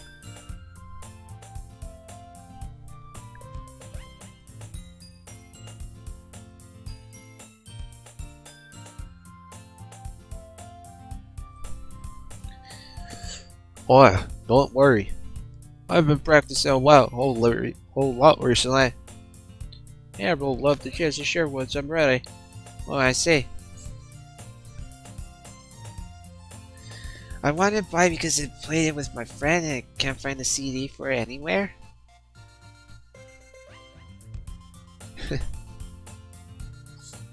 Yeah, in that case, best of luck. Thanks. Thanks. I didn't miss anything, did I? Not really. I choose to leave out Sayuri's mischievous escape beat. I'm sure Natsuki will end up complaining to her anyway. It's like everyone has already settled down. Sayuri somehow already finished her entire cookie.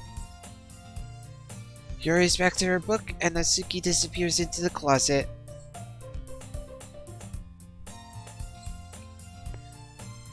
Suddenly, Sunny comes up to me. I'm gonna go get some supplies from another classroom. Wanna come with me? Supplies? What for? Well, you know, now the festival's coming up. Me and Monica are gonna make some posters and stuff. So I need to go get some crayons and markers and glue and sticks. Ah, I see. Sure, I'll get it with you.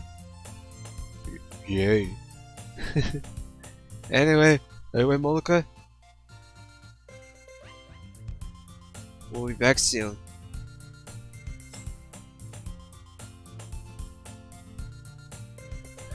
Are you going with boss? Get supplies?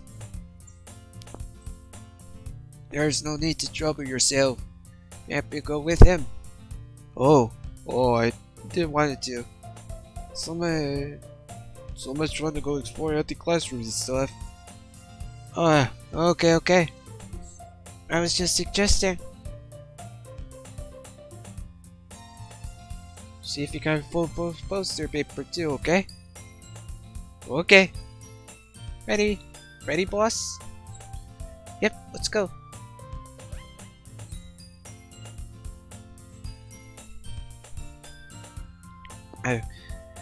I follow behind as Suri hums and skips around the hallway. Honestly, it feels like I'm talking to a kid tomorrow or something. Suri finds pleasure in the simplest things sometimes. Hey Suri, what exactly are we doing for the festival anyways?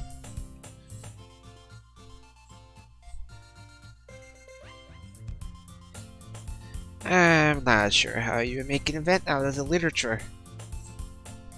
Eh? Yeah, Mocha, I planned it out. Don't you worry.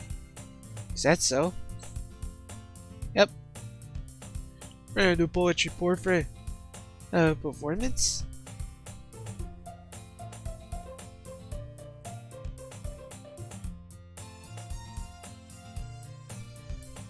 What are they? Of what kind? Well, everyone's gonna take turns on stage and recitate their own favorite poems.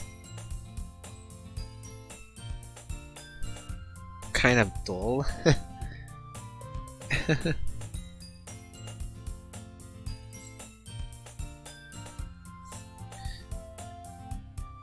You're not thinking about it the right way at all. It's not just about reading poems. It's about performing them.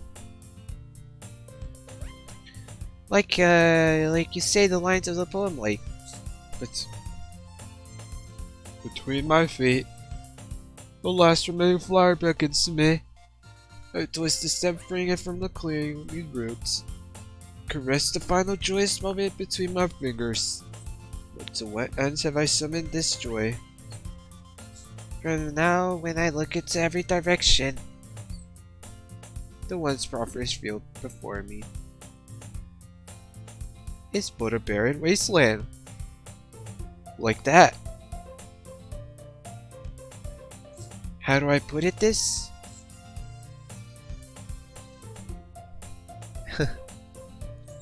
And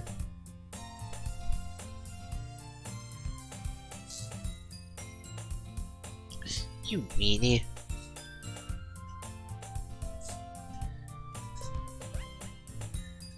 Chat, I just gotta use the restroom. I'll be back. Be good.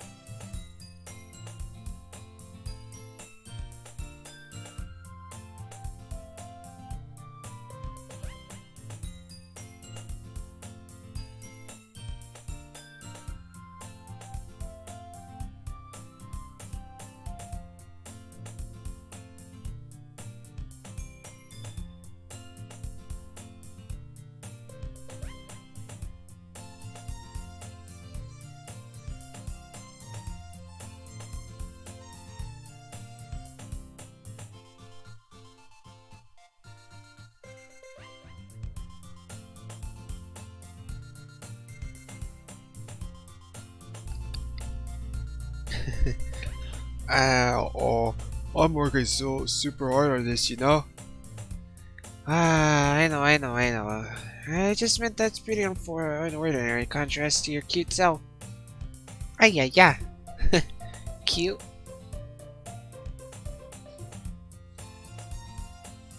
Oh, don't say that. It's embarrassing.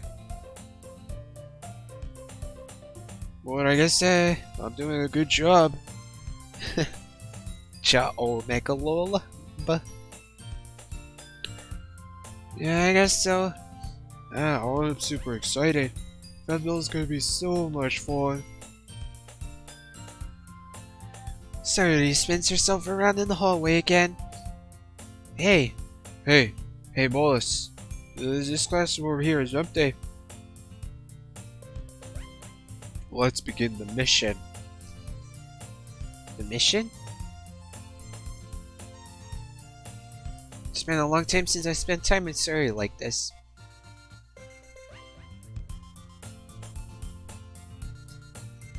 She's nothing but a ball of sunshine, drawing happy vibes from the world around her. It's a very nostalgic feeling for me.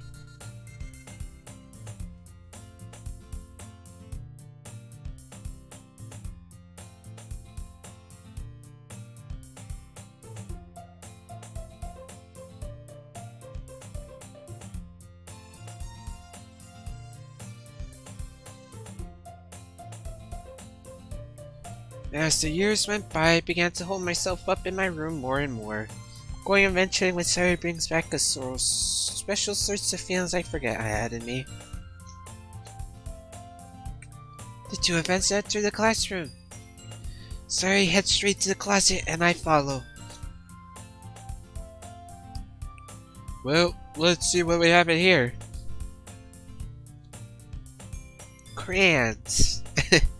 Crayons.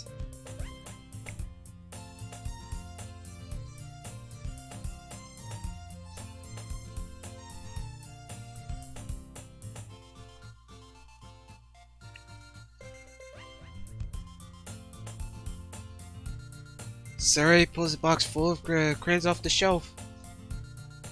They're the best brand too. They're kind of dirty though. Sari starts pulling various crayons out of the box, reading up scholar names. Alright, that's one down. We'll get to try, we'll still need to find them. Well, I'm looking for my favorite crayon color. I'm fine. At least move aside so I can look for the poster paper. I dropped By accident.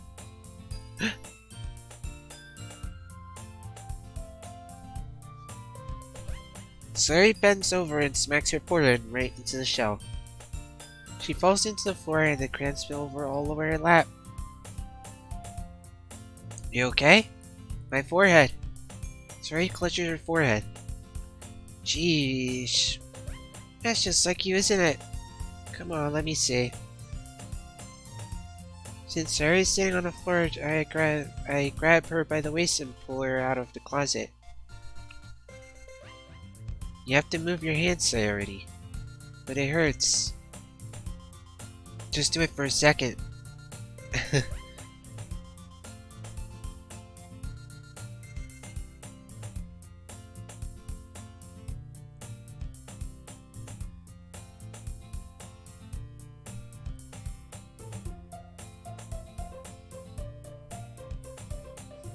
Sari releases her hands from her forehead. I gently brushed her bangs onto the side. Oh. Sorry. There's a huge red mark on the center of her forehead. The bump is starting to form as well.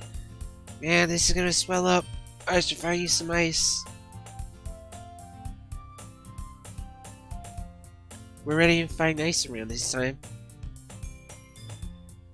I guess I'll go drink with you. You don't have to. I'm fine with looking like a unicorn. Even wincing from the pain, Sari makes a silly joke. What are you saying? I'll be right back, okay? Okay.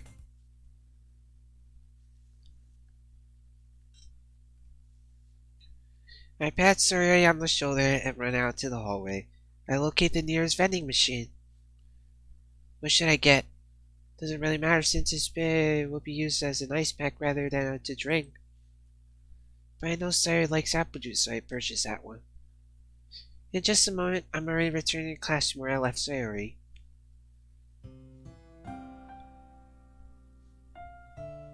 She was one palm on her forehead and I was using the other hand to clumsily scoop crayons back in the box. At least they were already in the wrong spots before I spilled them. Here. I hand Sayori the bottles of apple juice. It's nice. It's nice and cold. Opens the cap and starts drinking from it. What are you doing? It's for your forehead, idiot. Ah, sorry. Oh, I forgot. How hard did you hit your head? Not hard enough.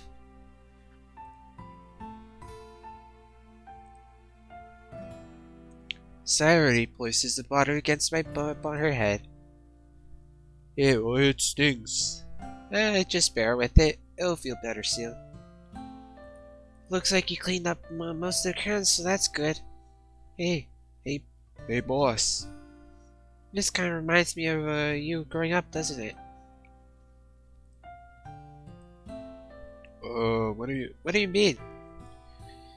You know, we used to play outside all the time. I always try to keep up with you. You're kind of oblivious in some ways. Like, I usually fell behind or had trouble climbing on the things you did. But sometimes when I tried to do things, I couldn't. I would get myself hurt. I'd fall and scrape myself or get a bump.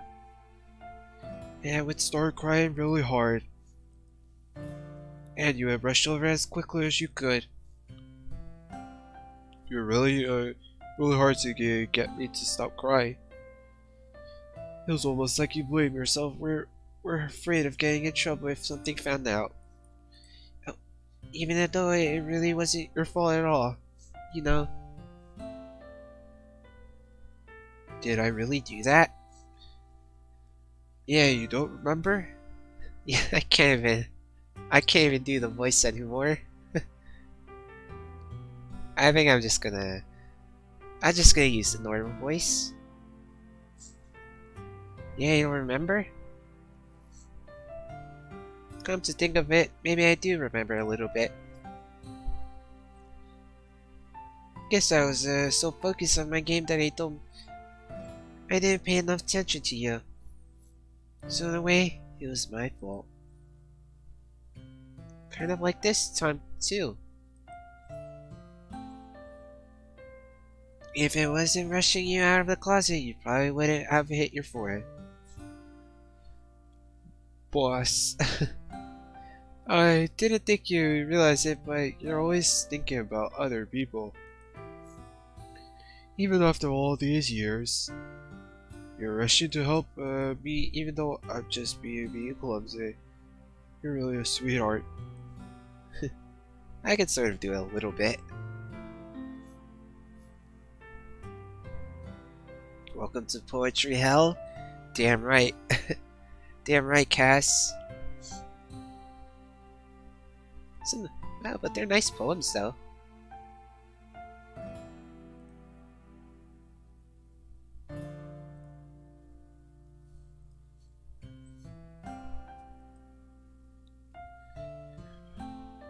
Don't really do this kind of thing all the time. I guess when it comes to you, it just feels natural. Before I know it, I'm treating you like that. I guess that's what happens when you've been friends for so long. Really? Maybe you're right. Boss. I'm so glad that nothing changed between us. Do you think It'll be like this forever? Forever? if I'm honest to myself, there's no telling where we'll end up for college and or after that. So would it be fair to make any promises? Right. Well, I hope so.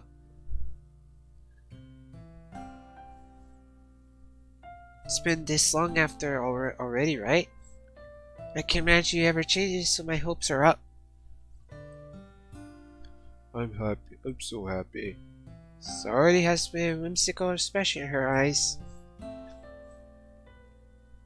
We remain silent for a moment.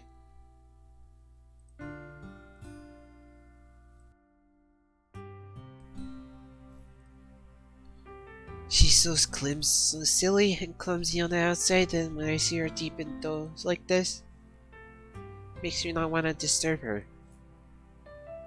I guess we should go back. I don't want to worry Monica, you know? Good luck with that. She's gonna see your forehead either way. Not if I hide it under my bangs.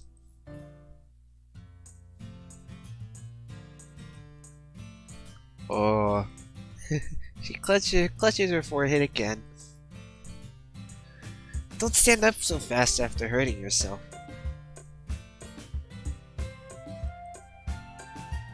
It's just too late now. Anyway, let's go.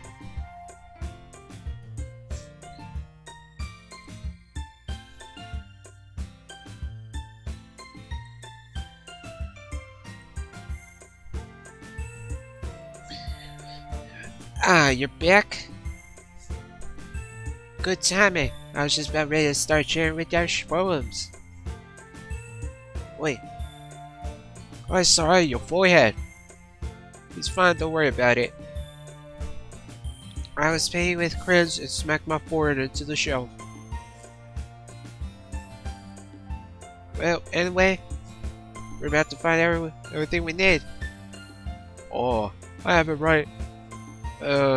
Sorry, Franklin glanced around herself. I forgot all this stuff. Fail fish.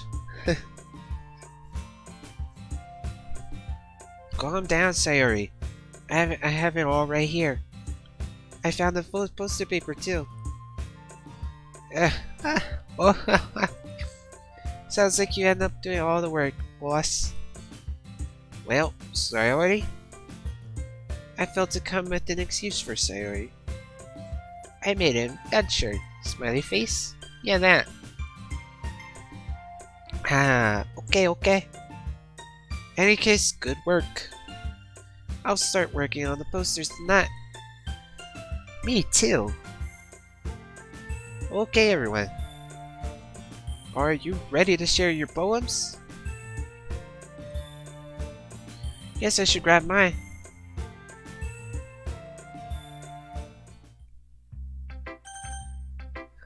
Now we gotta read their poems again. I guess this is how the rest of the game's gonna be. I mean, it's probably gonna change.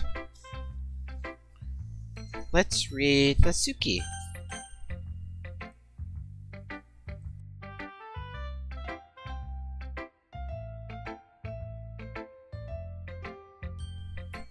Yeah, Natsuki. Well, it's not really any worse than your last one. Well, I can really say it's any better either. Woo. Woo, what? Well, anyway, that is really train wreck. I'll take it as a win. And I get the feeling you're probably the most critical. Hey, what makes you? Wait, hey, maybe that was a compliment. Glad to see someone's recognizing my experience. Well then, practicing maybe you'll be as good as me someday. Sound like a old woman. That's something tells me Natsuki completely missed the point. Come to think of it, this kind of reminds me of Sayori's poem from yesterday. You think so? Yeah. Well, I guess you've been friends with her so long, you might be on the same wavelength. But you never really struck from her as her type. Sorry has a Sorry, has a type all of a sudden? Well, I don't know, but honestly, how can someone fluffy spend so much time with someone like you? It's like she's dragging around a dead weight. But that was a little unnecessary. But think of it this way. If it weren't for me, she'd probably fly away like letting go of a balloon. You could say we take care of each other in a real way. Whatever it is, I don't get it. Yeah. I guess I'm supposed to show you my poem. Here. Amy likes spiders? Where did preschooler write this poem?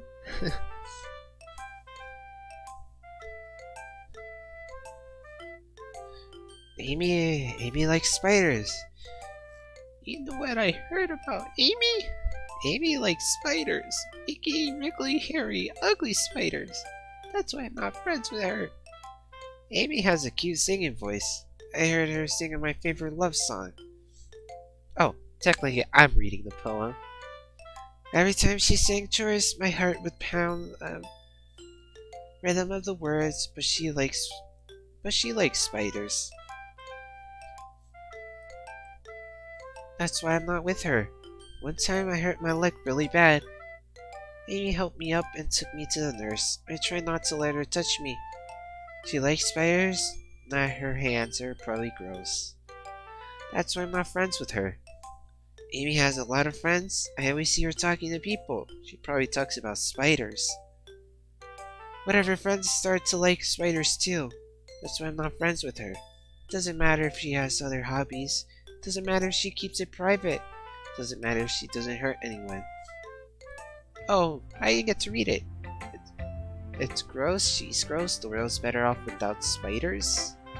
Ah, I accidentally clicked off of it. Not bad, right? It's quite a little bit longer than yesterday. Yesterday was way too short. I was just warming up. I hope you didn't think that was the best I could do. No, of course. Anyway, the message is pretty straightforward in this poem. I doubt I have to explain it. Sometimes you can explain complicated issues with so much simpler analogies. And it helps people realize how stupid they're being. Like, anyone would agree that with the subject of this poem is an ignorant jerk. Do you know what people like? Of course, it's about how everyone thinks that doesn't matter if it can be about anything. I wrote it to be easy to relate to. Everyone has some kind of weird hobby or guilty pleasure.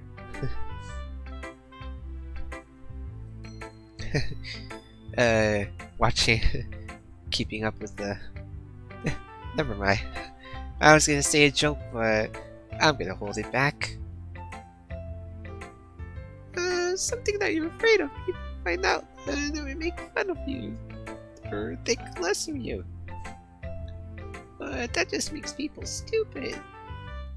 Who cares what someone likes as long as they're not hurting anyone and makes them happy? I think people really need to learn to respect others for liking weird things. Yeah. With my like my lolly hentai. No, pretend like I never said that.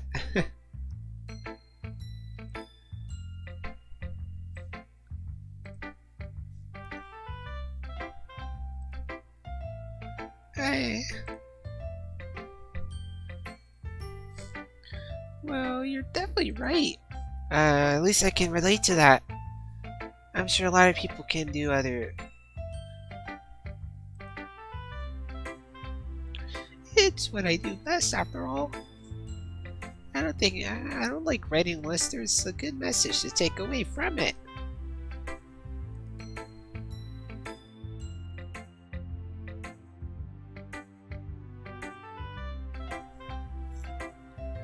I convey emotion to the apartment.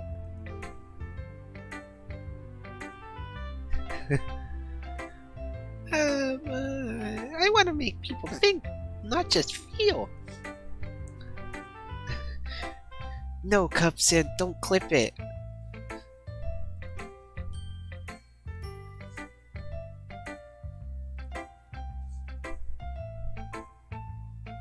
Now everyone would know my secret.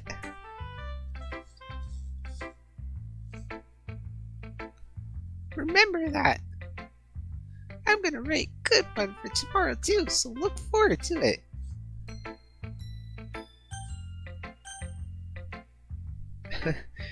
Holy, my voice is really killing me right now. I'm trying to do 4 voices.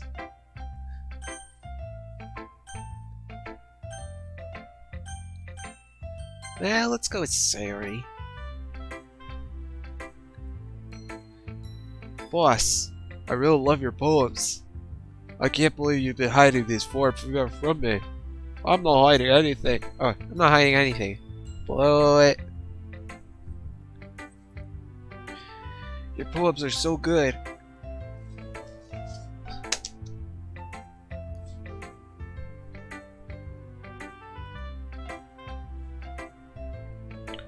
Yesterday and this one too.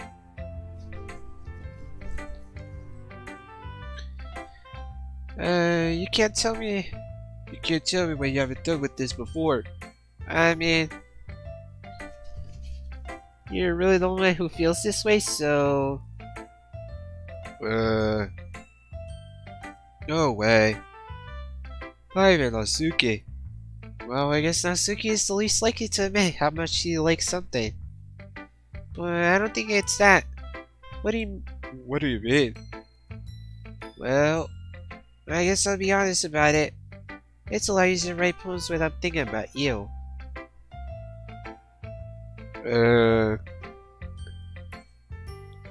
What? Stop thinking weird things, idiot.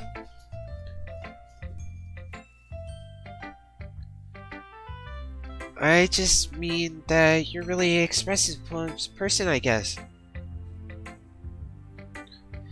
How am I supposed to write poems about my own stupid life? But you somehow make everything in your life an adventure. Even the little things. Like cooking? Well, let's not talk about that. Typical dance game. Women who can't cook. So yeah. I guess what I say is I can feel more feeling though that I can't get to myself. We have that kind of weird connection. It's your fault for getting my business all the time. Eh? I don't think if I understand. I keep on accidentally right-clicking. You never You never understand when I try to explain things to you. Do you? Do you, Sayori? I passed Sayori's head. Oh, hey. I'm not a kid, you know. Are you sure about that? Or maybe. Sayori starts fiddling with her pencil between her hands. Hey, boss. Will you give me your poem? I kinda want to keep it. Why? 'Cause... Well... it's the first time you've written something for me. Sorry. You completely misunderstood. I didn't write this for you. I wrote this for me. Are you even listening anymore?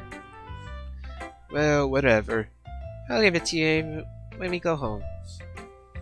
Really? Snap. I broke my pencil. Sorry, hasted bends down to pick up the pencil piece you dropped. but being inattentive of her surroundings, she bumps right into them. Sorry. Sorry. It's fine, it's fine. I'll get it for you. I bend down and pick up the broken pencil. Sari clutches the desk before her to support herself, knees shaken. I'm a little clumsy today. Let's sit down, Sayuri. Yeah. Yeah, Fu. I agree, Sayuri arms help her sit at the desk. Anyway, I still haven't read your poem. Oh yeah. I completely forgot her poem. Sorry, I forgot about that. But it's not as good as yours. Jeez, don't worry. I'm sure I'll like it.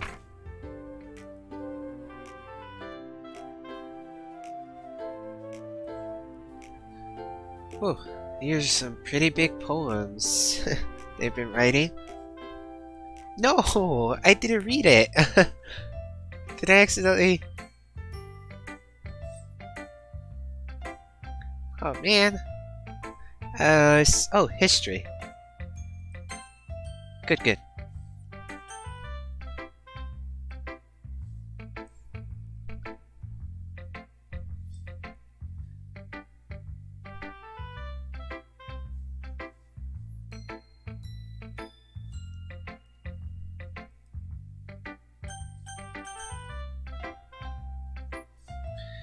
I didn't get to read her poem.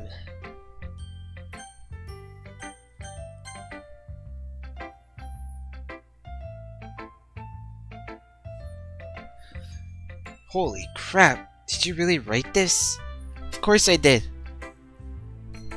I totally didn't copy-paste it. Didn't I tell you yesterday I was gonna write the best poem ever? Yeah, but...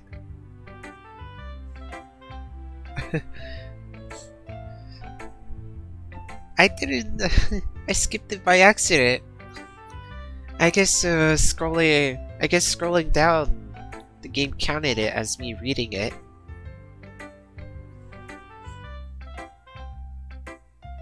I mean, I didn't really expect something this from you. Monica taught me a whole lot. I've been really in touch with my feelings recently. Well, I see that. It's almost kind of creepy. Creepy? Well, not exactly. Maybe because I'm so used to you being cheerful. Well, never mind. I'm thinking too hard about it. Point is, came out good, so you should be proud of it. Thanks. I feel like I was meant to express myself this way. It even helps me understand how my old feels feel a little bit better. Writing is like magic. You've gotten pretty passionate about this, huh? I hope you keep it up. Yeah. Writing's the best. I'm gonna keep writing until I die. Don't get ahead of yourself. Saria always had a habit of getting obsessed with something before dropping it no more than a week later. I wonder if this is one of those times. But seeing the passion in her eyes make it hard for me to be pessimistic.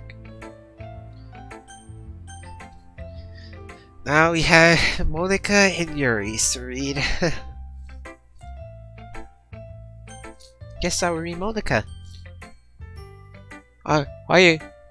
Hey again, boss. How's the writing going? Alright, I guess. I'll take that. As long as it's not getting bad. I'm happy that you're happy you're playing yourself.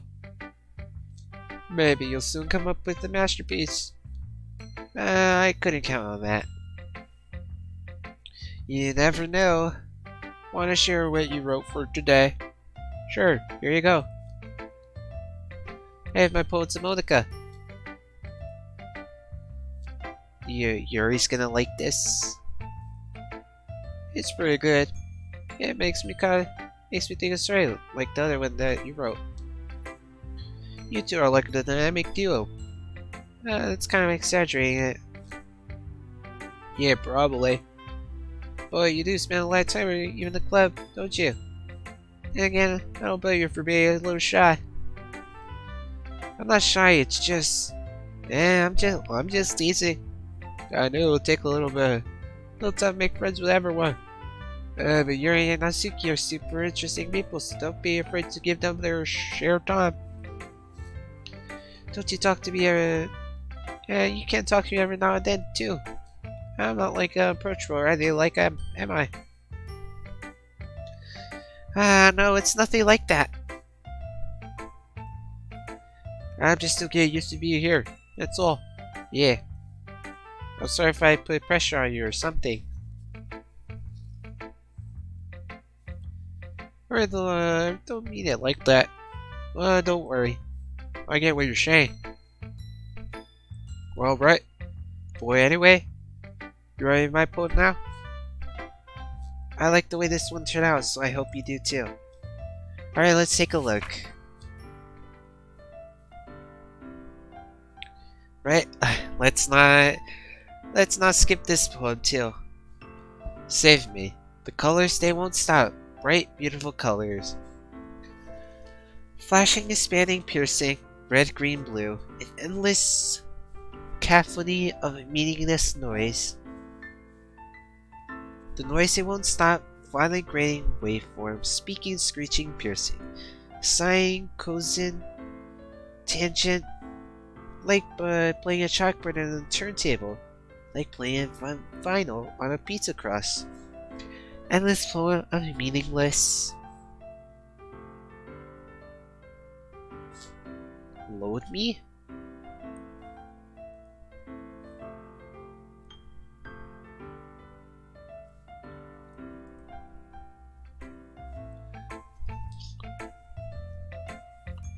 Huh. It's even more abstract than your last one, huh? Well, I guess it's just the way I write. I'm sorry you don't like it. Yeah, I never said yet. It's just kind of a thing I've never really seen before, I guess.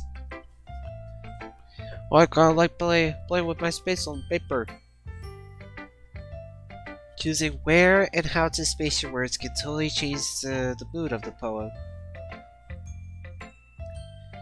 It's almost like magic. The way I wrote the poem lines are really short, makes it feel like they're trying to speak over the noise. I say. There's still hard for me to tell where it's been. What's about though? Something asked me what a poem is about isn't the right question. Poem can be as abstract as a physical expression of feeling.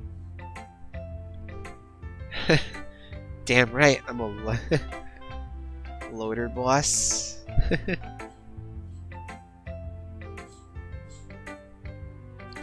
Poem can be abstract as a physical expression of feeling.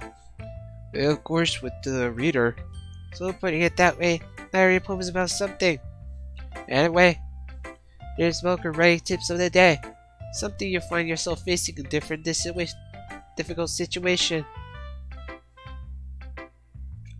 When that happens, don't forget to save your game. You'll never know when you might change your mind. Or when something unexpected may happen. Wait, is this tip even about writing?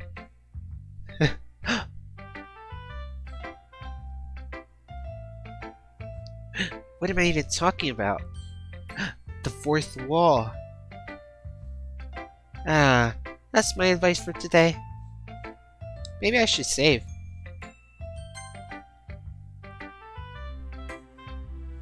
There we go.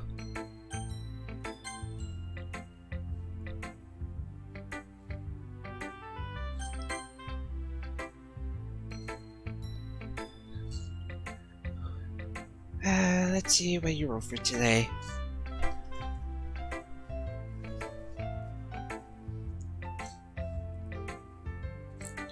Well done, boss. Your skills are really improving already.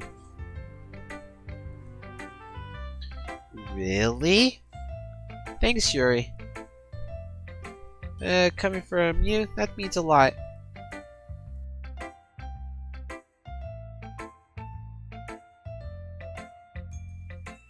Yeah, she knows. Mocha sweat.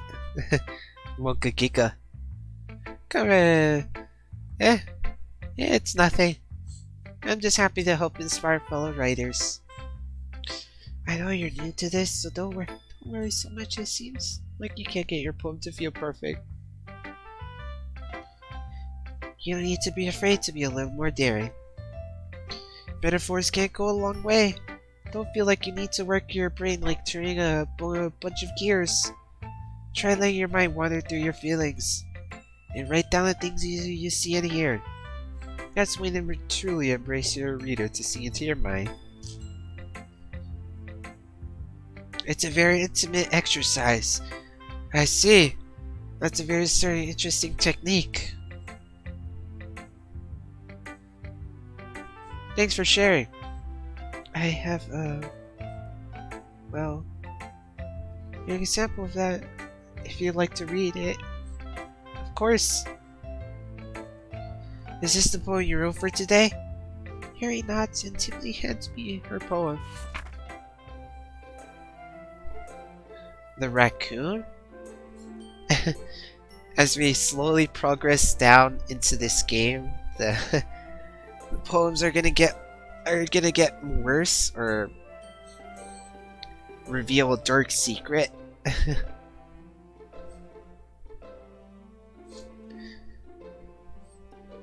The raccoon. It happened in the dead of night while slicing bread for a guilty snack. My attention was caught by the scuttering of a raccoon outside my window. That was, believe, the first time I noticed my strange tendencies as an unordinary human.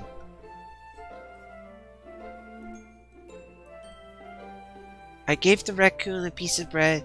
My subconscious, well aware of the consequences, that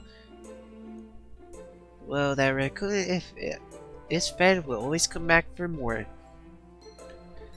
The enticing beauty of my cutting knife was to sip my breath, my hungry curiosity, the raccoon and our urge.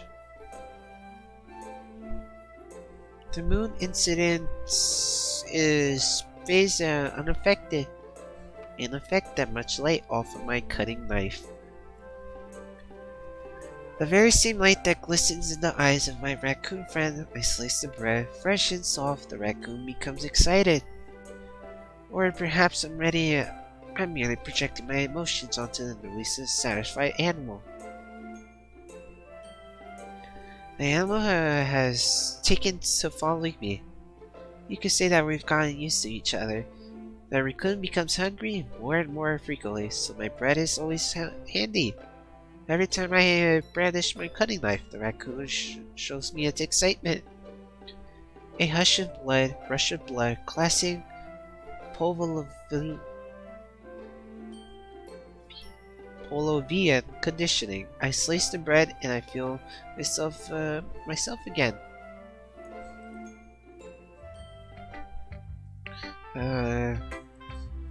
I was a little more daring with this one than yesterday. I can see that. It's a lot more metaphorical.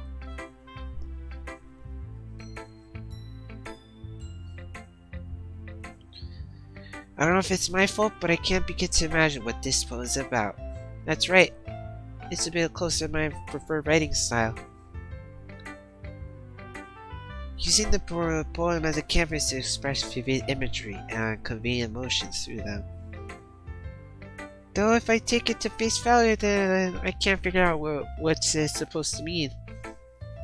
Well, I think it's something that different people can relate to in their own way. I want to express the way it feels for me to indulge in my more unusual hobbies. It's the sort of things I'm usually forced to keep to myself, so I sometimes enjoy writing about them. That's funny. Didn't Natsuki also write something about that? About something being ridiculed for a strange interest? So she did, yeah. She was talking about it doesn't matter what you're into as long as you're not hurting anybody. Yeah, she's right. I mean, does she really feel that way? Yeah, sounds like you two have that in common. That's interesting. To me, she seemed like the kind of person who would make fun of my hobbies.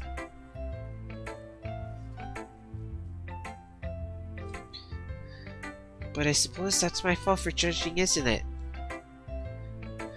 Well, don't tell her I said that. Don't worry, I have no reason to. Okay. Well, thanks for sharing it with me. After all, if I hadn't learned to embrace my own weirdness, I would probably hate myself. I may be ranting a little bit now. But I'm glad you were that you're a good listener. Ooh, all the poems read.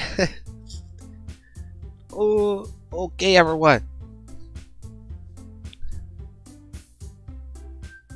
We're all done reading each other's poems, right? I have something extra planned today, so if everyone could come sit at the front of the room. Is this about the festival? Well, sort of. Do we really have something for the festival?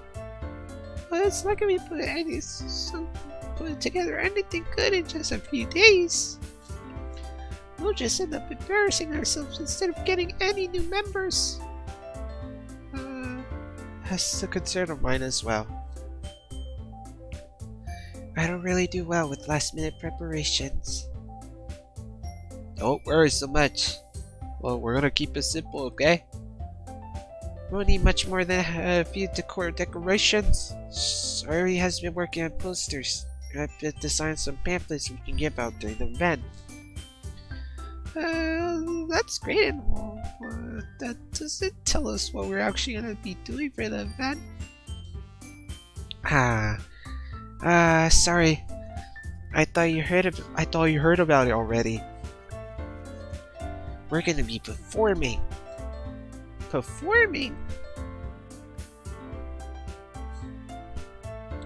Monica, we're gonna be having a poetry performance. Each of us are gonna choose a poem to recite during the event.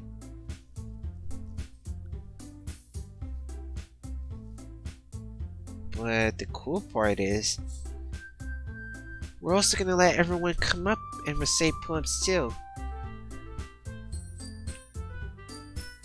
Doesn't seem...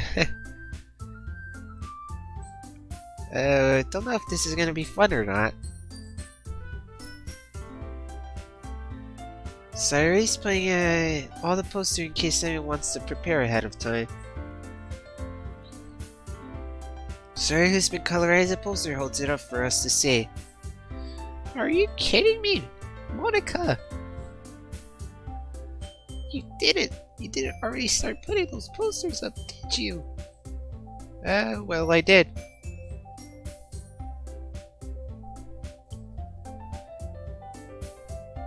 Do you really think it's a bad idea? Well, no. It's not a bad idea. But I didn't sign up for this, you know. There's no way I'm gonna be performing in front of a group of people like that.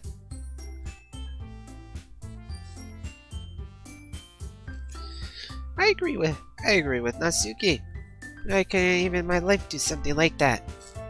Imagine it. Lori shakes her head in fear. Guys, No, Sayori. I understand where they're coming from.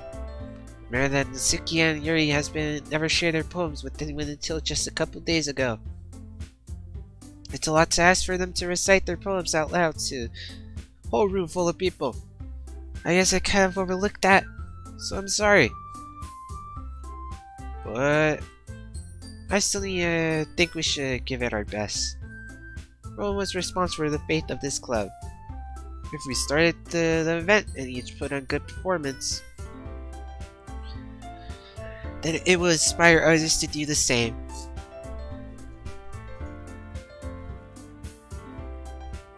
And the more people who perform, the better we'll be able to show everyone what literature is all about. Yeah. It's about expressing your feelings.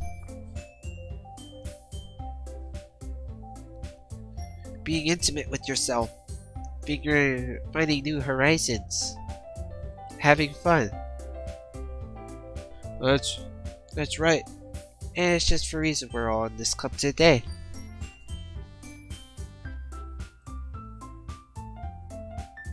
To inspire them to stay feeling about the that brought you here in the first place? I know you do. I know we all do. If we'll stand in front of the room for 2 minutes and recite a poem, then I know you can do it.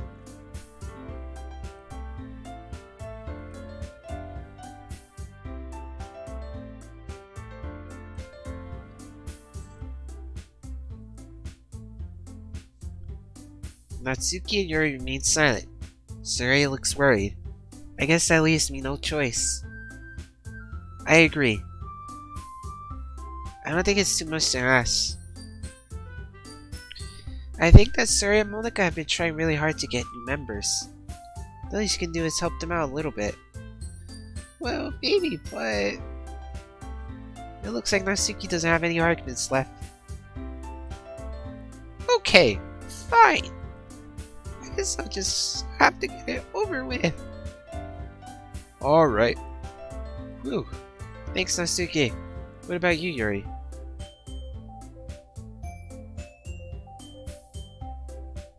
Sigh.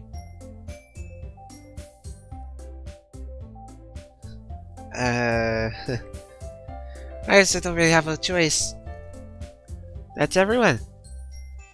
You're the best, Yuri.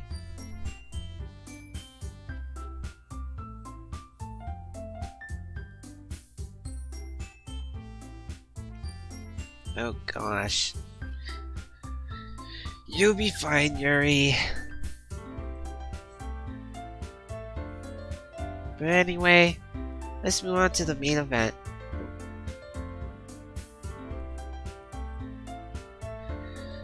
I want each of you to choose a poem of yours. We're gonna practice reciting in front of each other.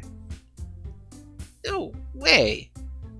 Monica, this is too sudden. Well, if you can't recite your poems in front, then how do you expect it to do in front of strangers? Don't worry. I'll start with to help everyone's feel a bit more comfortable. Can I go next? Of course.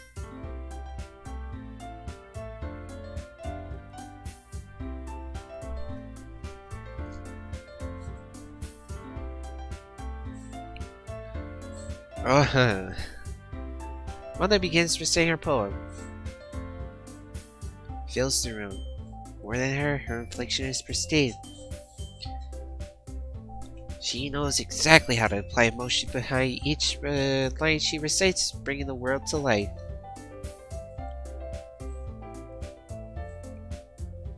Is this something she's done for, or is she simply a natural?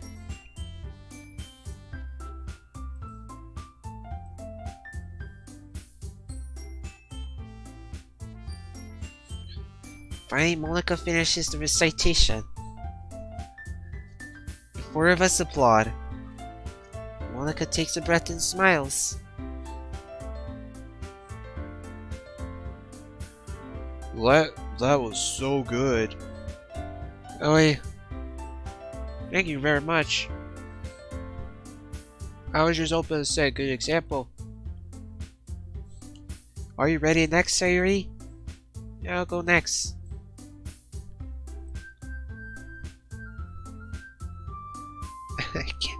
Yuri clutches a sheet of paper between her hands and stands up.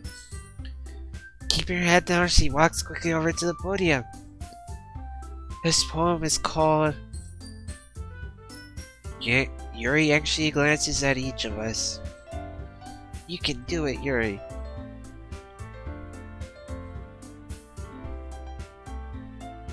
Believe in the me that believes in you.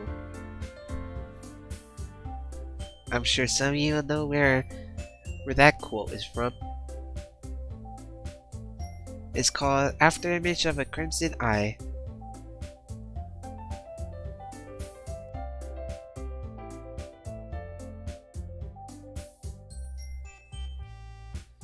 Yuri's voice shakes as she starts reading the poem. Just a moment ago, she practically refuses to do this. Why is she putting in so much effort? As Yuri gets past the first couple of lines, her voice changes. This is her reveal that she's actually a demon. It's almost like what happens when Yuri gets absorbed into her books. Her quavering words transform into sharp syllables of a fierce and confident woman. The poem is filled with twists and turns into structures that she incites with perfect timing. This may be a rare glimpse into whirling Yuri Bite keeps concealed inside her head. Suddenly she's finished. Everyone is stunned. Yuri snaps back into reality and glances around her. She's bewildered herself. It's up to me to save the situation. I'm the first to start applauding. Everyone joins me afterwards and we give Yuri the recognition she deserves. It's not we don't want to applaud her for her. But we are caught off so guard that we must have forgotten. As we applaud, Yuri holds the poem to her chest and rushes back into her seat. That's good job, Yuri.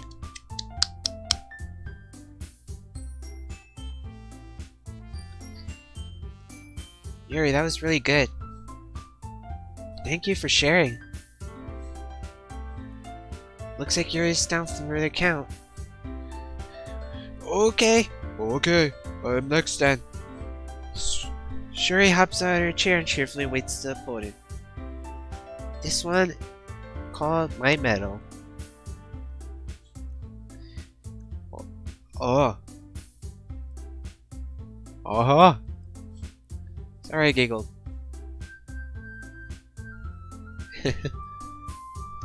Sayore. It's a lot harder than I thought.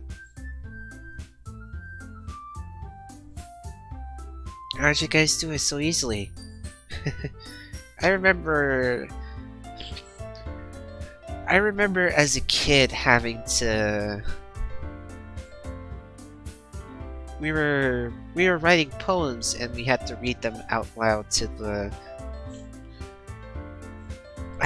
on the stage. I was like like 6 years old. 6 or 5. I don't remember when exactly, because it was such a long time ago.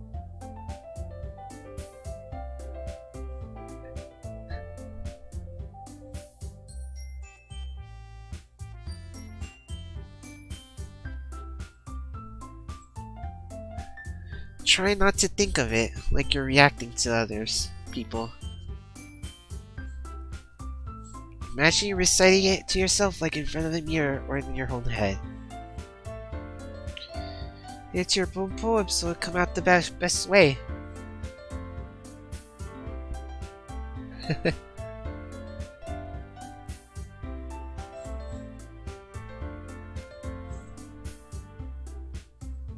Now you... Hey there, Grass. Now you be playing dating games? It's not a dating game. It's in fact a high school romantic dating game. I thought I would want to try out the Doki Doki Literature Club. Okay then.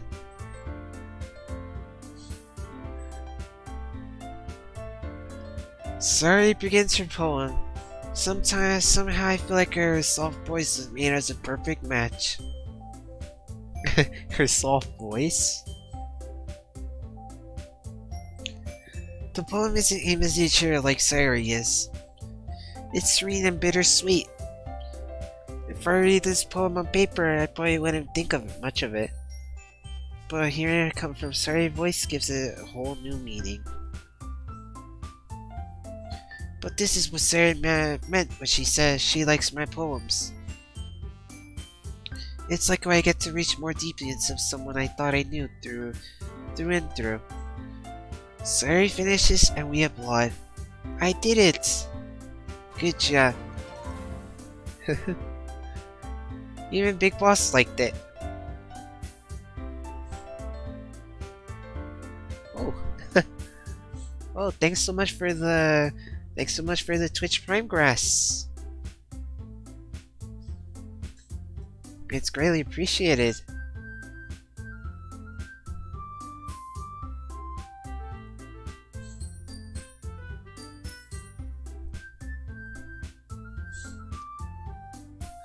Even Big Boss liked it. I guess that's a good sign. What does that mean? It came out nicely, sorry. The atmosphere of the poem fits you really nicely. But it might be that the poem would work quite as well with that kind of delivery. I don't really understand. In other words, I've seen poems of yours that sort of gentle delivery wouldn't work as well. They might need a little more force behind them, depending on what you're reading. Oh, I know what you mean.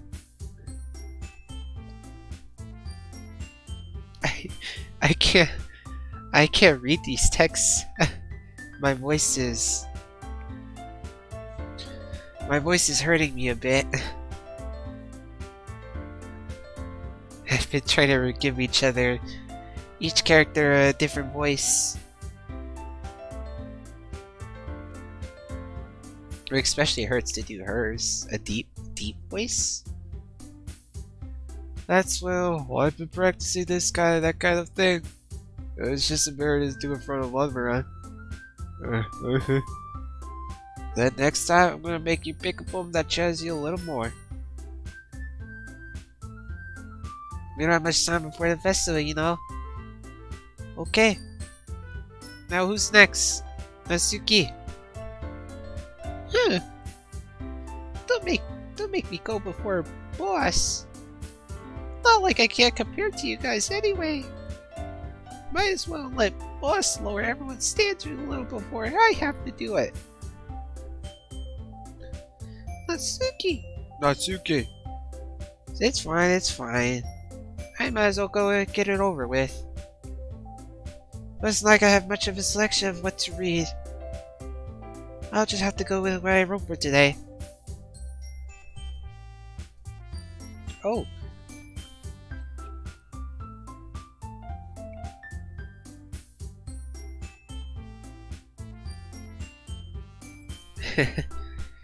Hey look, from left to right, you can tell they're increased in bust size.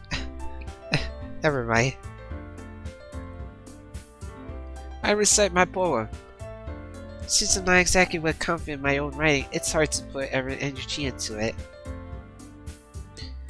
Despite that, once I finish, I receive applause anyways. Who I'm picking? I mean, I'm just going with the flow of the game.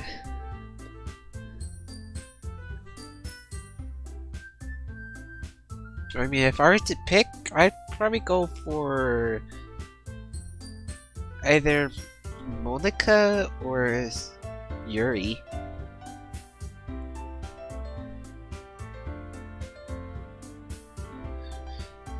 Sorry, I'm not really good as everyone else. Don't worry about it so much. I think it's less about your abilities and more about your lack of confidence in your writing. That's something that I'll improve over time, though.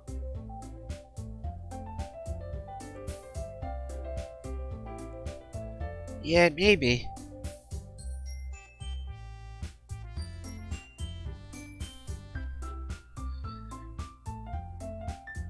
Alright then. That just gives her Natsuki. Yeah. I'm going. Natsuki begrudgingly gets on her seat and makes her way to the podium. The poem is called... It's called... Why are you all looking at me? Because you're presenting. Anyway, the poem is called Jump. Natsuki takes a breath. When she starts reciting her poem, Her sour attitude disappears a little. While she's still a little enthused, her poem has a rhythm to it. It's Natsuki's trademark style. It works surprisingly well when it's spoken out loud. The words feel like they're bounced up and down as if giving life to the poem. Natsuki finished and everyone applauds. She husks back to her seat. That wasn't so bad, was it? Easy for you to say. Better not make me do that again. Ah, well. Do you at least feel prepared enough to recite a poem in front of other people? I mean, doing it in front of other people will always be easier. I can put everyone's face I want for other people. Just pretend like everyone is an NPC.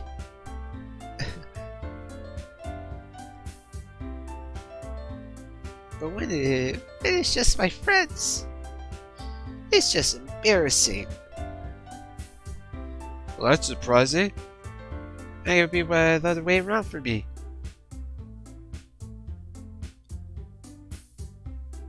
Well, that's just how it is, so...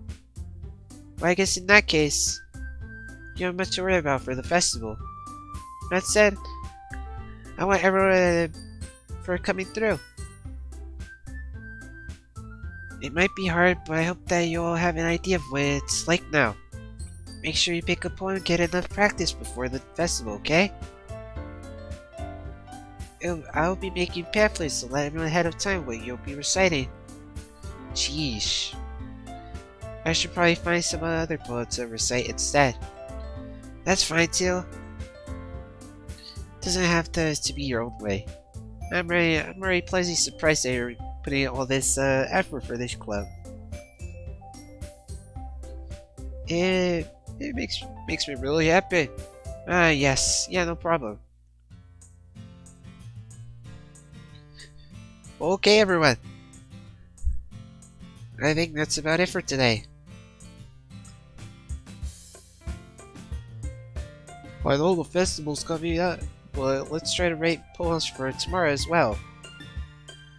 It's been working out real nicely so far. I'd like to continue that.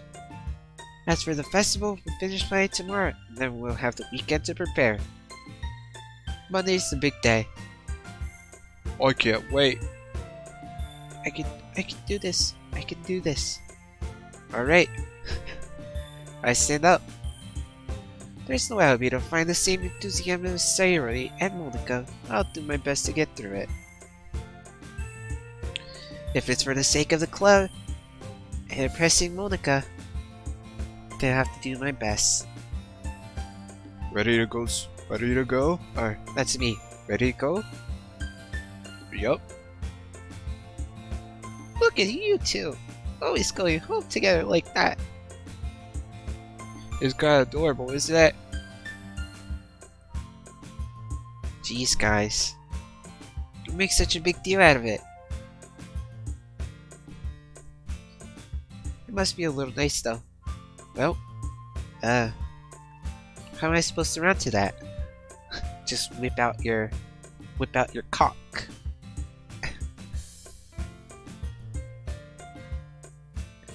It's okay, boss. You don't have to say it.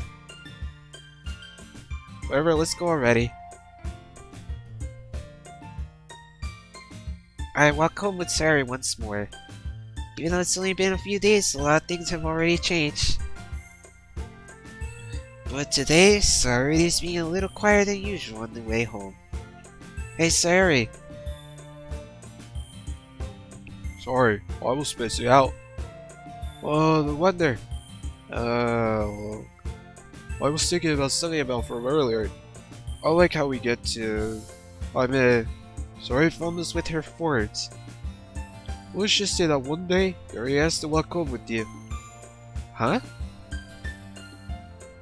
What did you do? Whip out my cock.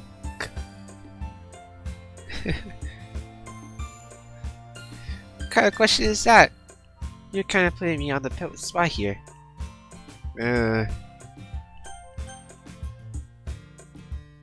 I, I'm gonna be honest here.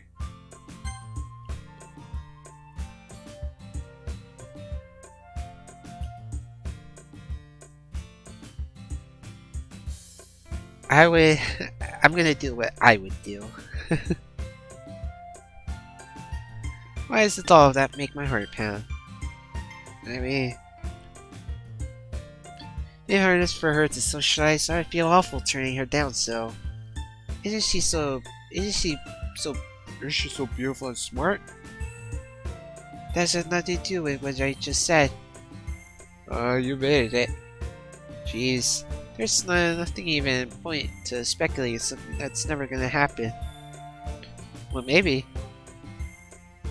But I just like to think about it. It's long before you won't need me anymore, you know? Need you? Sorry. I can't figure out how you're seeing things in your own head right now. Sorry. Everyone is different. Nobody in the club is a replacement for you. You say so. Conversation trails off and I'm left feeling awkward. I was kinda happy for her fault for trapping you with such a weird question. You can't just lie to her. But if there's something that makes her happy, I would hate to take that away from her. That's what I said, there's no point in speculating.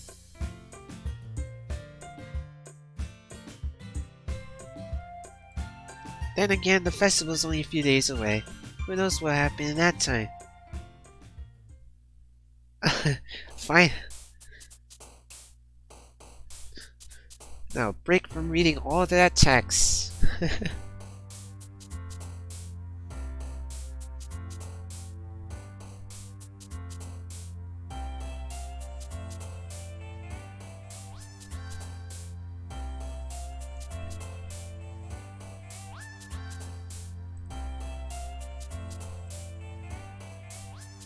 Oh, what's this do?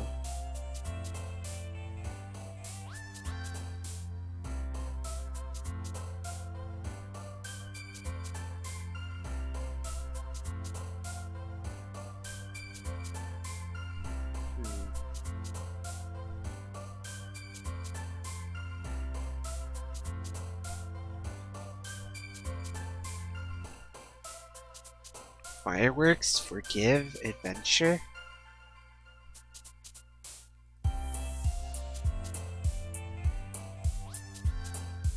Let's go for clumsy.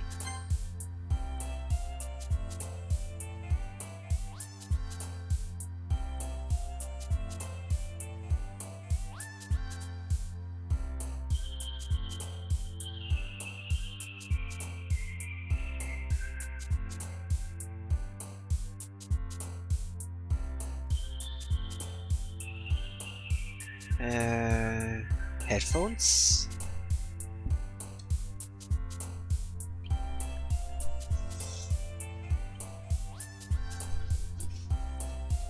Special? Milk?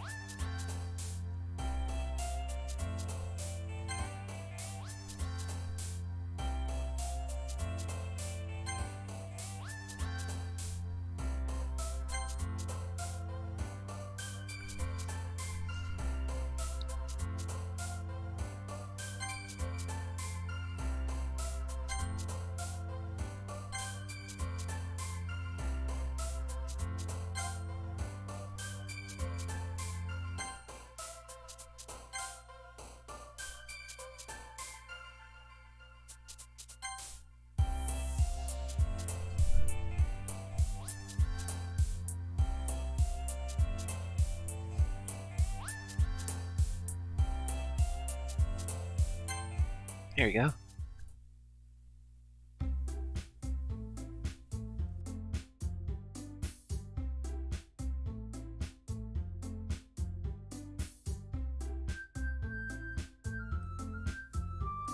Oh man. Ay caramba. Well, I'm the last one here again. Don't worry, I just walked into.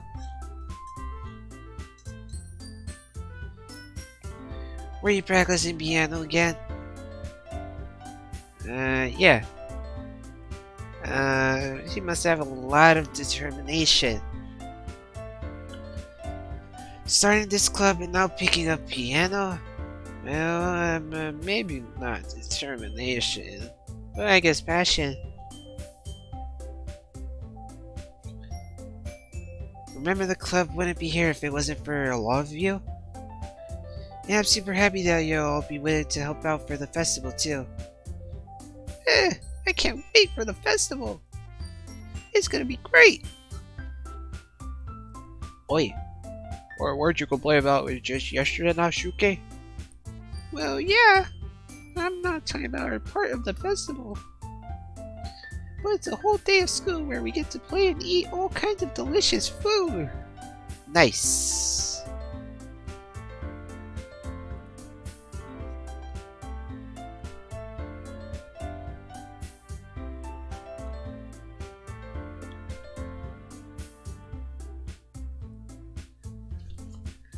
You sound a lot like Sayuri all of a sudden. Monica, do you really have... Do they usually have fried squid? Squid? Dance game? That's pretty specific to look forward to.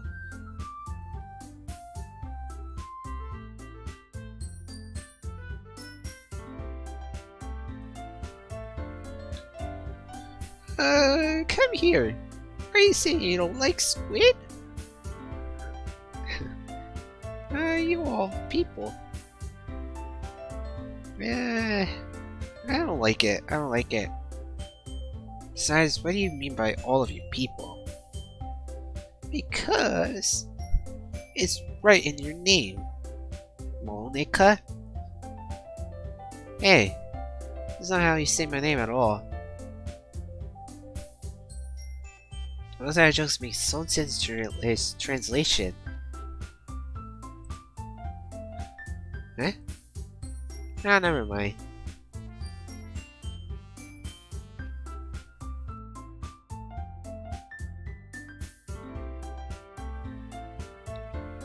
Let's just focus on our own event for now, okay?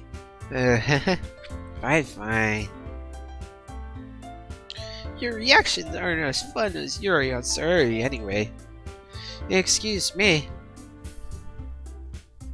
Where is Sayuri anyway? There you are. Okay, chat. I just gotta use the restroom.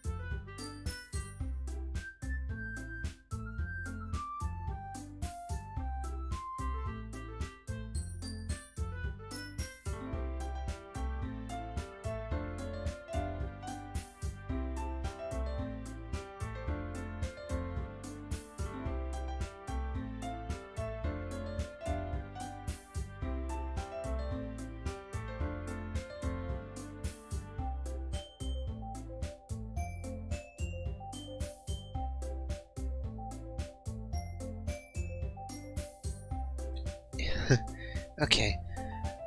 Sorry, sitting at the desk in the corner of the room, looking for nothing. I walked over to her. Hey, Sayori! I waved my hand in front of her face. Eh? Eh? You spacing out again? Sorry. Don't mind her. You can't go talk to everyone else. Everyone alright? Of course. Why would it be? I just feel like you're a little off. Sorry for assuming things. Jeez. Jeez, you worry too much about me. I'm fine, see? Sora shows me a big smile. Don't let me distract you from having fun with everyone. Well, alright. If you say so. Worthy glances Sora before turning back to everyone else. But the conversation has already dispersed with everyone back at their usual activities. Maybe I should ask Monica if she's noticed anything about Suri recently. Since they've been preparing for the festival, they must be spending a lot of time together. I timidly approached Monica, who was shuffling around through some papers at her desk. Boss, what's up? Hey, this might sound a little strange, but have you noticed anything up with Sayori recently?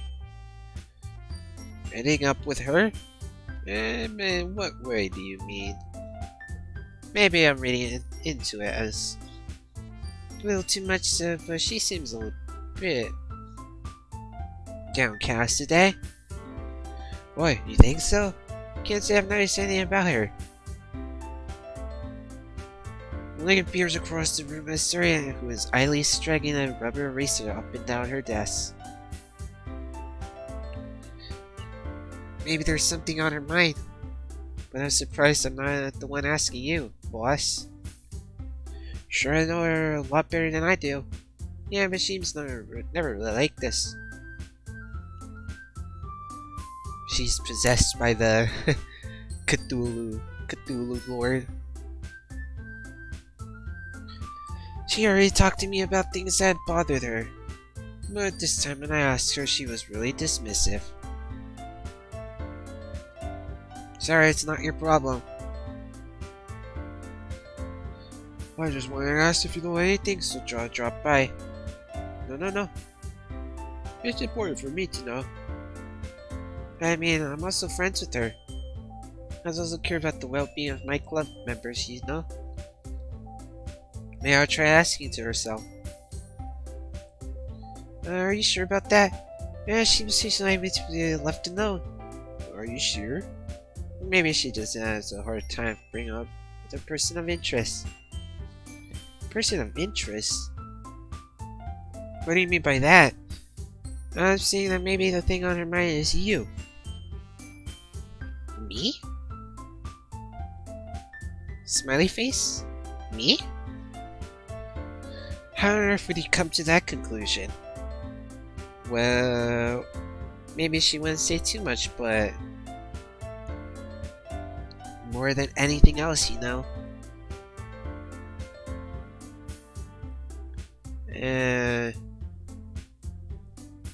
She's been so much happier ever since you joined her at a club. It's like an extra light was turned on inside of her.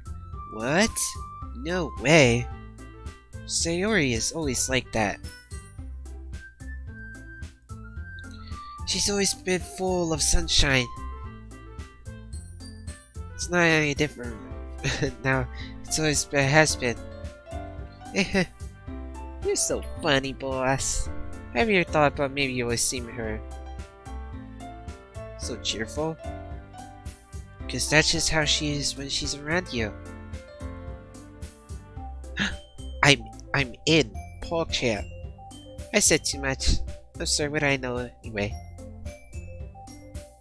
I don't mean to jump to conclusions, so you should just get to what I said. I'll try to talk to her, so try not to think about it for now. Alright? Monica smiles meaningfully.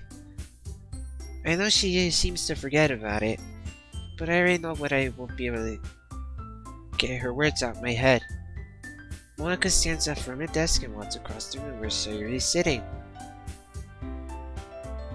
I watch her kneel down next to Sayuri and gently talk to her, but she keeps her voice so quiet that I can't hear her from here. I sit down and sit myself down. I know Sayuri told me not to worry about her and to have fun with everyone else. It's not impossible when she's behaving like this. Exactly. How's everyone do I care about? Now I'm stumbling over my words. Exactly. How much do I care about her? That's letting this weigh me down so much. Now it feels like I'm the one behaving out of the ordinary.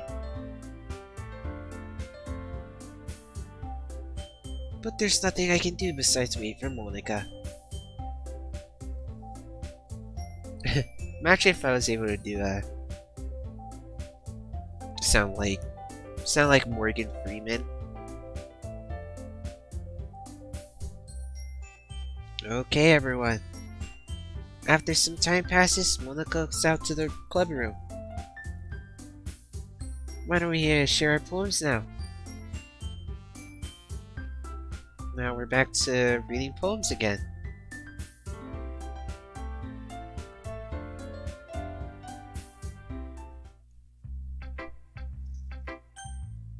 I guess we'll read Sayori?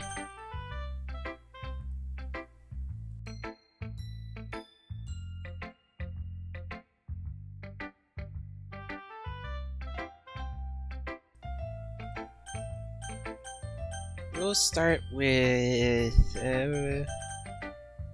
Yuri. No, we'll start with Monica.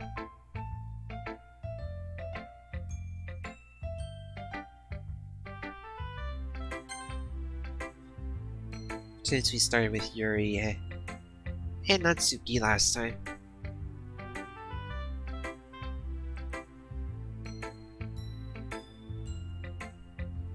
Yeah, so I think I'm just gonna read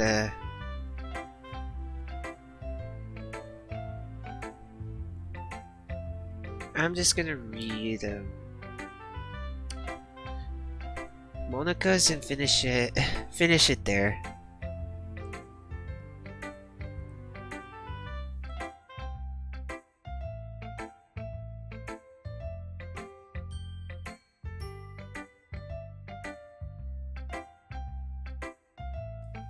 Okay. Hey boss. Have you thought about where you want to submit to perform at the festival? Well, being in this club is one thing, but performing in front of a bunch of people.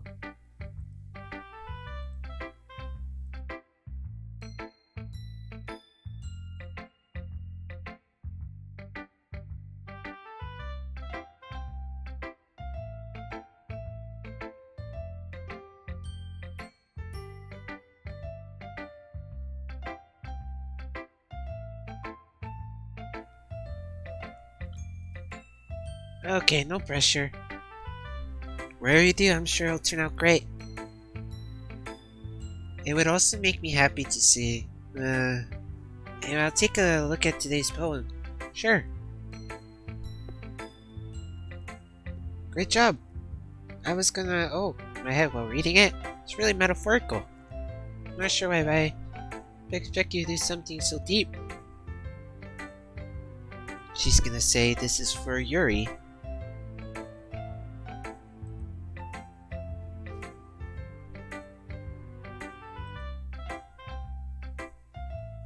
That's not very fair. But I guess it worked anyway. Yeah, Yuri likes this kind of writing, right?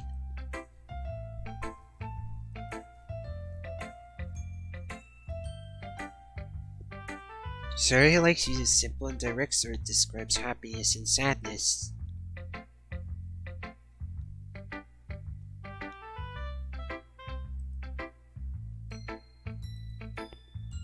both allowing people to get something out of it just by feel. We're letting them deeply analyze all of the nuisance. I should save.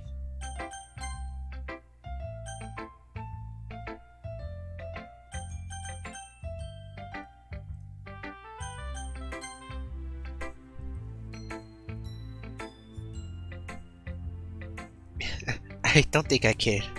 I don't think I can read anymore.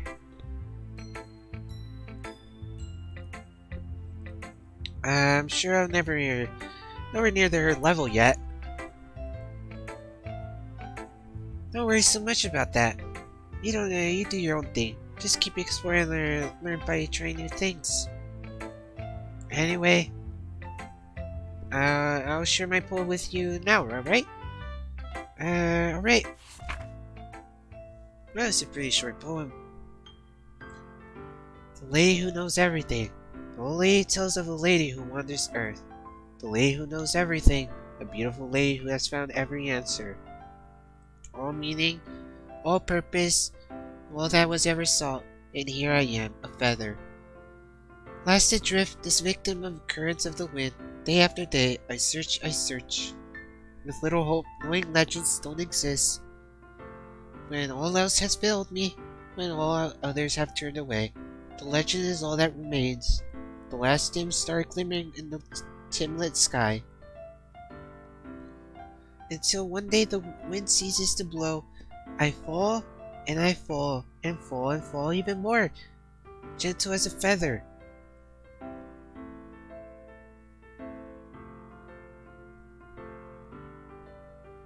Where was it? Oh. A dry quill, expressionless, but a hand catches me between the thumb and forefinger. The hand of a beautiful lady. I look at her eyes and find no end to her gaze. The lady who knows everything knows what I'm thinking. Before I can speak, she responds in a hollow voice. I have found every answer, all of which amount to nothing. There is no meaning, there is no purpose, and we seek only the impossible. I am not your legend. Your legend does not exist. And with the breath she knows she blows will be back afloat, and I pick up a gust of wind. You know, I feel like learning and looking forward to answers are sort of things that life means. Not to get too philosophical or anything, but it's kind of my mind, so that's why I wrote about it.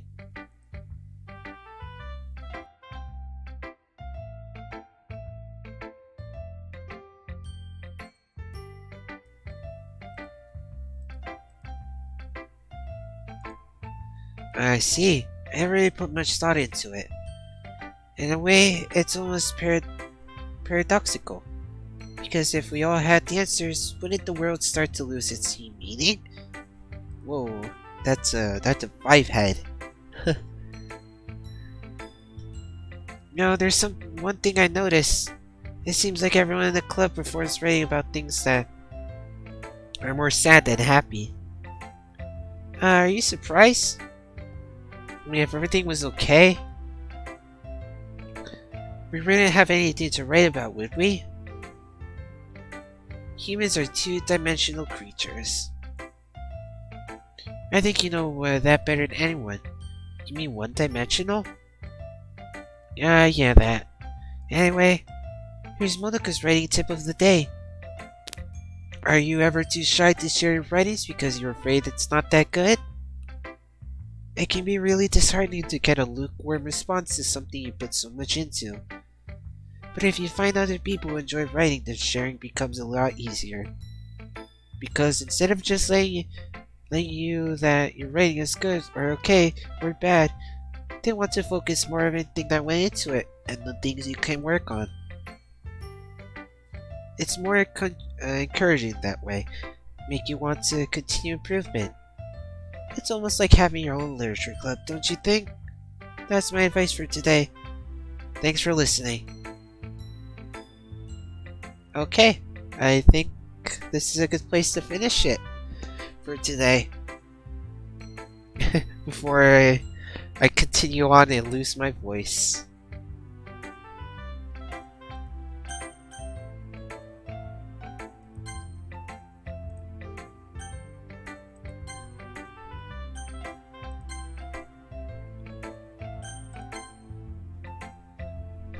Alright, chat. So I guess I would like to thank you all for being here.